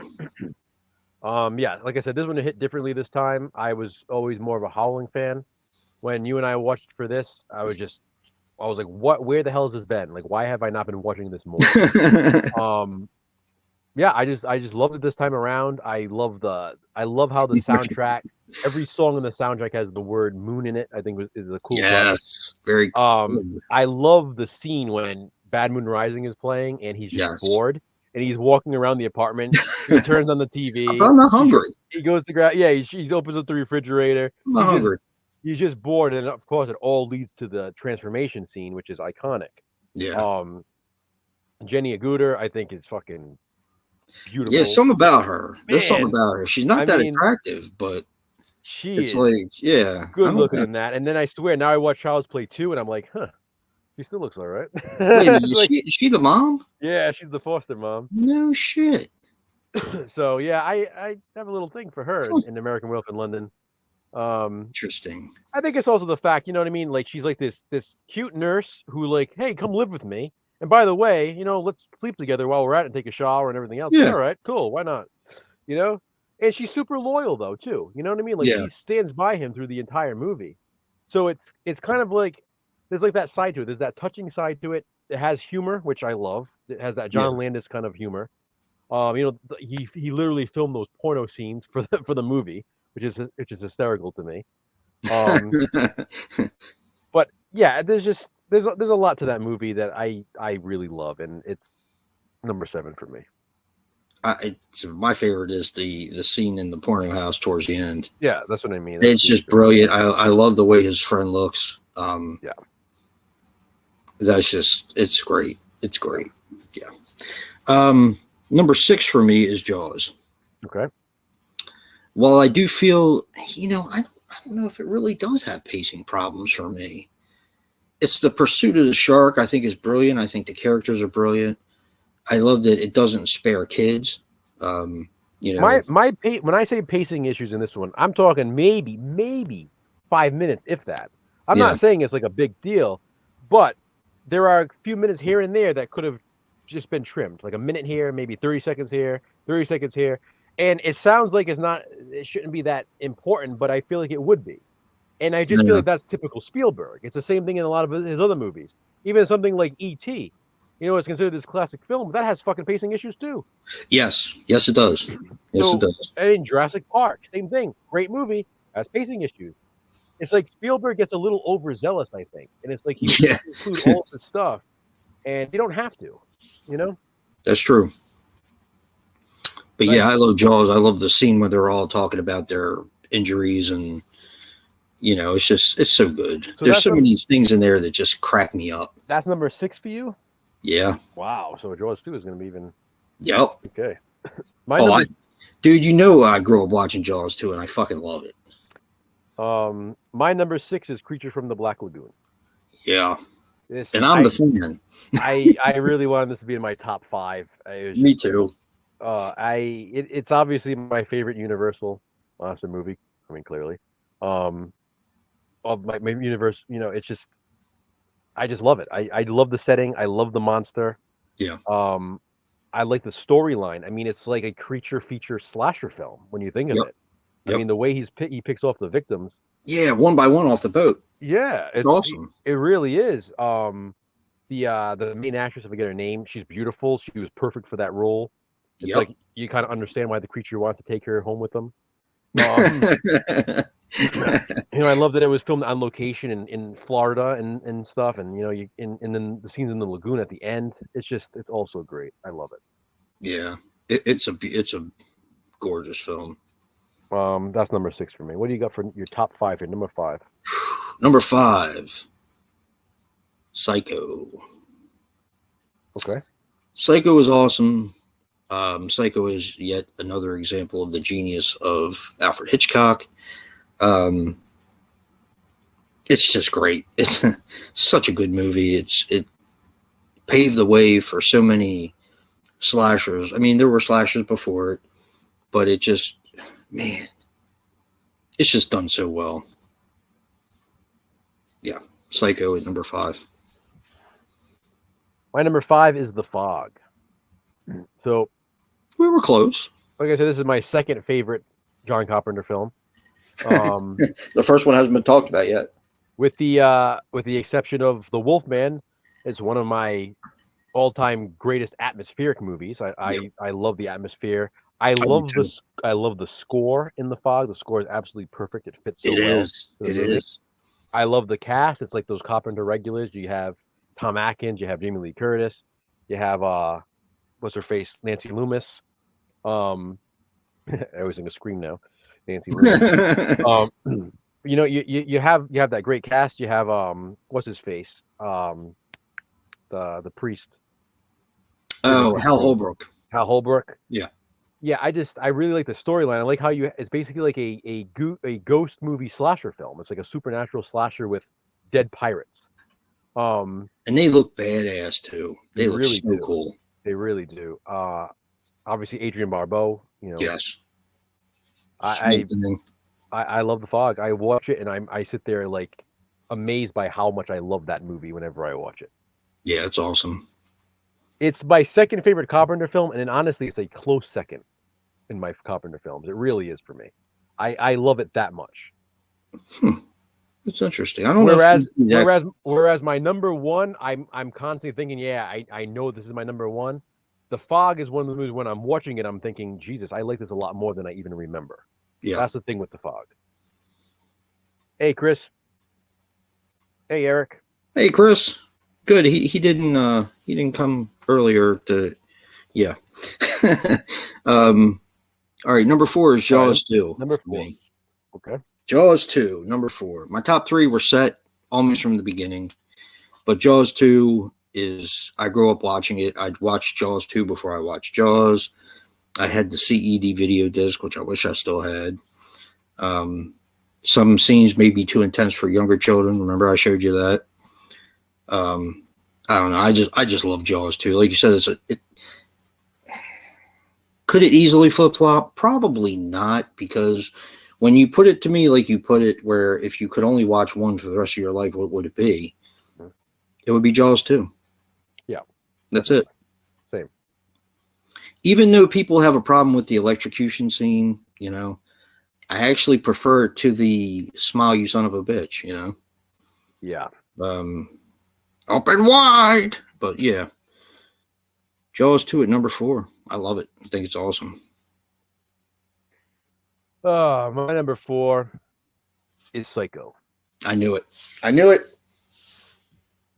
I know what your top 3 are, and I think we have the same top 3. I almost had it at number 3, but I just like you said, the top three was kind of set. Yep. So Psycho's at number 4.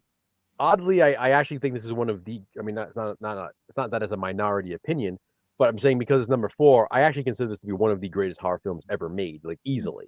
Yeah, I agree. I mean, even when we were watching it, we and you talked about it. Yeah, Like I remember us saying to each other, like, is this the greatest horror movie ever made? I mean, it's awesome. It's that good. I mean, it's The Hitchcock at its reveal at best. the end is brilliant. It's ahead of its time. Hitchcock was just in a class of his own. Yeah, he was a genius. Anthony Perkins as Norman Bates is one of my all-time favorite horror movie characters. Yep. He is like this charming, likable guy. You want to be friends, but he is a psycho, obviously. Yeah. But he's just perfect. It's an absolute tour de force performance, in my opinion. Yeah. Yeah, love Psycho, number 4. Yeah. All right, so I guess we'll do our 3. Me too, Eric. Our top 3 is I'm sure it's in the same order, right? Oh wow, I would have loved to have seen that. The electrocution scene at the tour. Yeah, that's cool.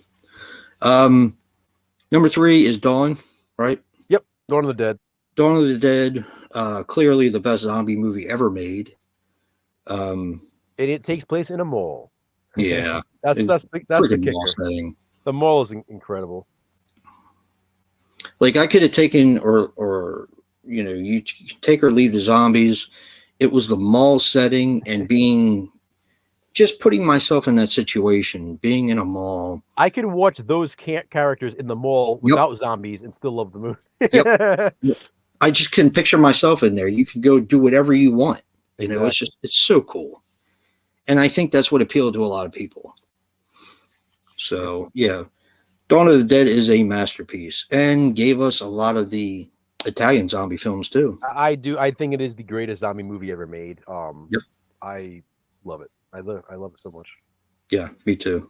It's long, too, which is unlike what we like to watch. Yeah, but it's one of those movies that, like you said, you almost like live vicariously through them. Like, oh my God, they get to live in a mall. And it's like, if you can just ignore the fact that the zombies outside, it's like, okay, I can live here. And freaking Tom Savini comes and ruins everything. Yeah, fuck him. Piss me off.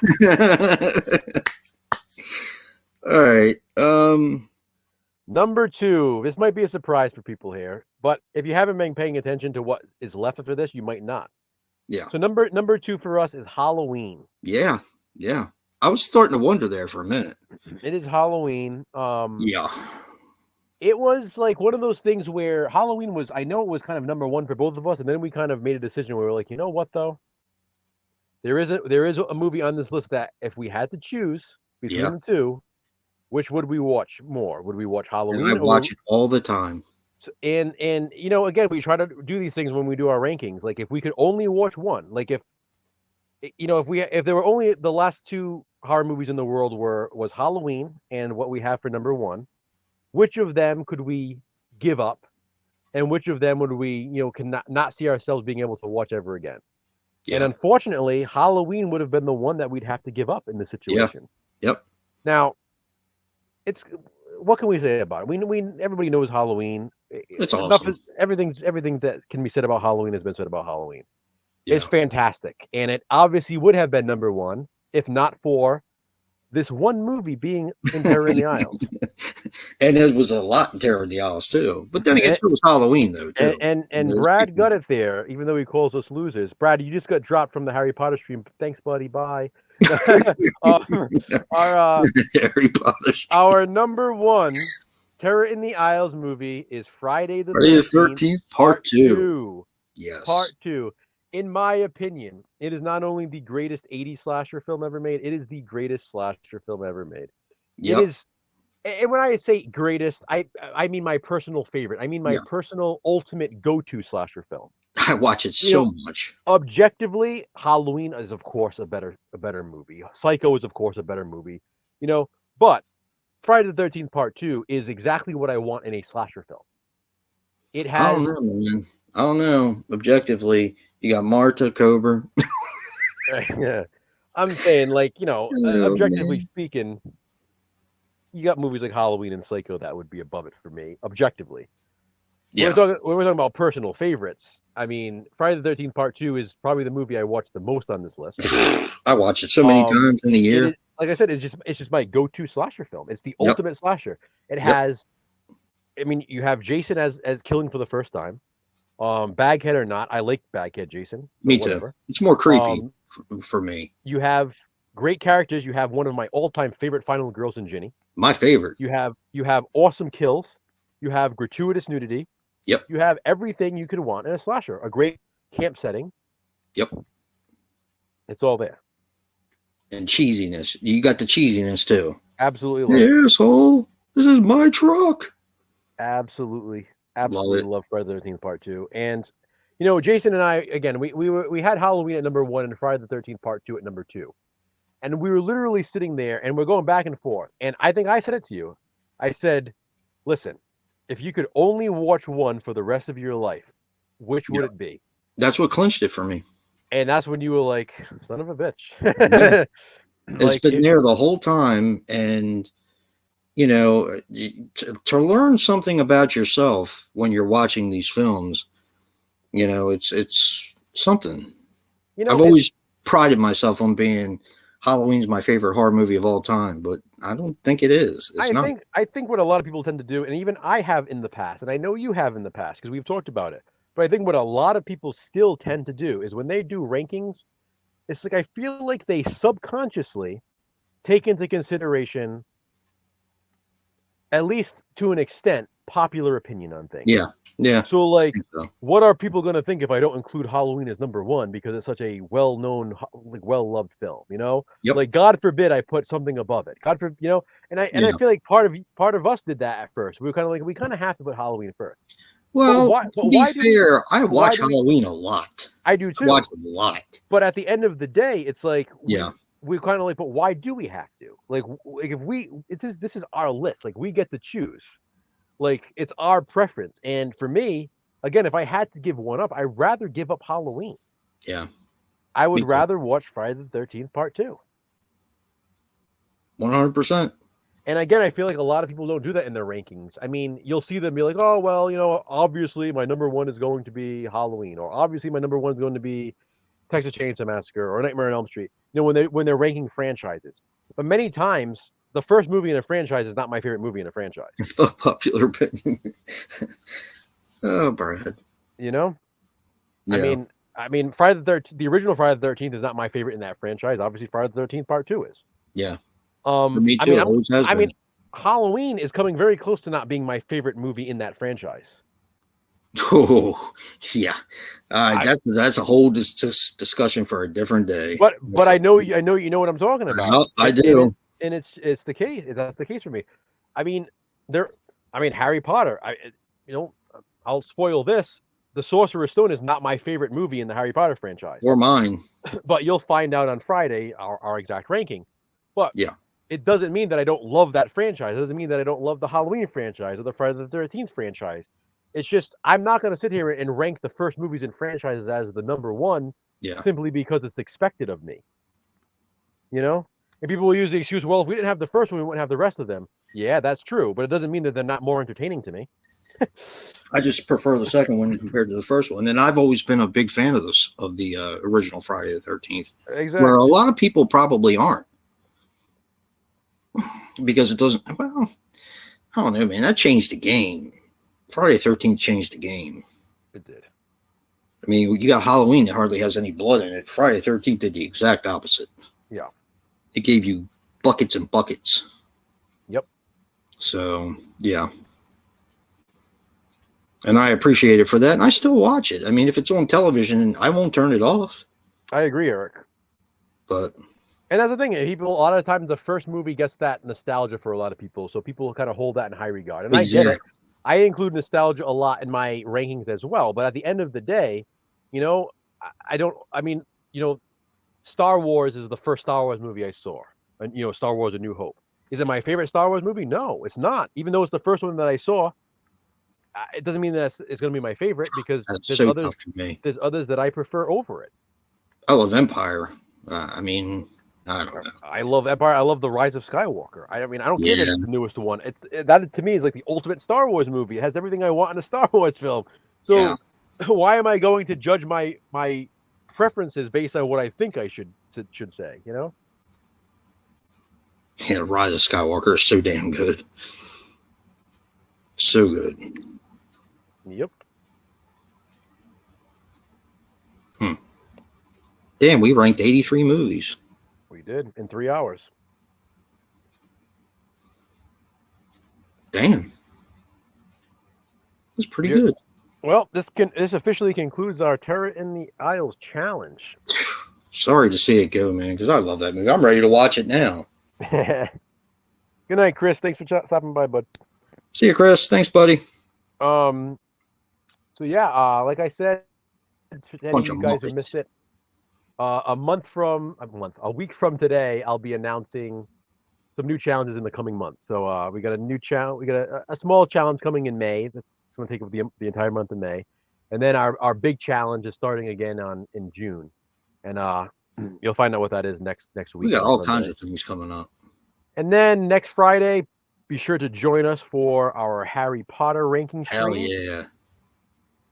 Um, Man, I've been enjoying that. Thanks to both of you, Christopher and Chris. Yeah, so all three of us. If Brad wants Thank you, to Chris. Thank you, Christopher. if Thank Brad you, Brad. wants, if Brad wants to rescind his him calling us losers, then he can rejoin us in the Harry Potter stream. I already knew his rankings. No, but all three of us will be ranking the Harry Potter movies Hell yeah. Friday all night. of them. And it'll be fun. I'm really looking forward to doing that. Really I can rank them all right now. Really curious to see where all of our rankings are going to, how they're going to compare. It's going to be tough. I really thought that franchise was going to be easy, but just to let you guys know, it is hard. Yeah. It is hard. Yeah. So, guess that's it. Yeah. Anything else you want to add? Just the Terror in the Isles is such a good documentary. Real quick, I don't even think I told you this, Joe. I told the guys on Body Bags when I was talking to them. I watched a top 10 horror documentary, and I was trying to get some new documentaries to watch. Something that I would enjoy.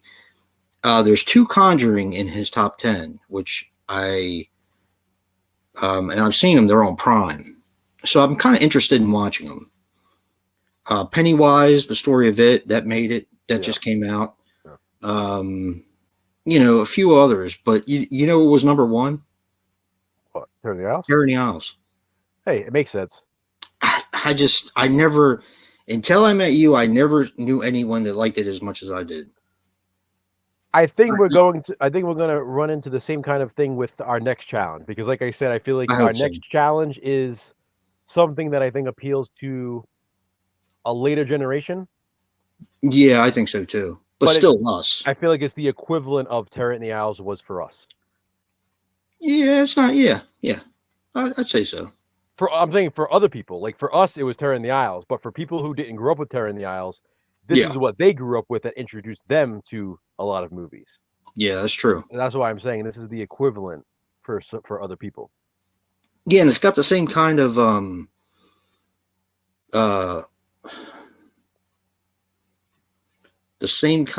what do I want to say? It's not just horror like Terror in the Isles. It's got a multitude of. It's the variety. It's that variety. Yeah.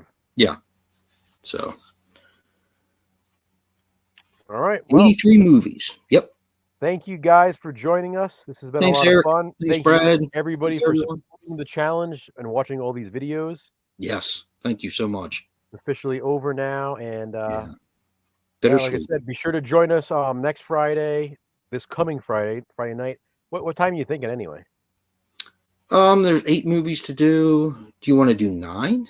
So we can do 9, like our old Slash Bros time. Yeah, that's fine. So and, we'll say we'll give everyone a chance to get in there. We won't start right away. We'll say 9 p.m. Eastern on my channel this coming Friday for our Harry Potter stream. Is that cool, Brad? Are you good with that? I'm sure he'll let us know if he's not. I mean, it's probably better for him anyway, because it's going to be 7 o'clock where he is. Yeah, that's true. All right. Good night, everyone. Good night, guys. Thank you again.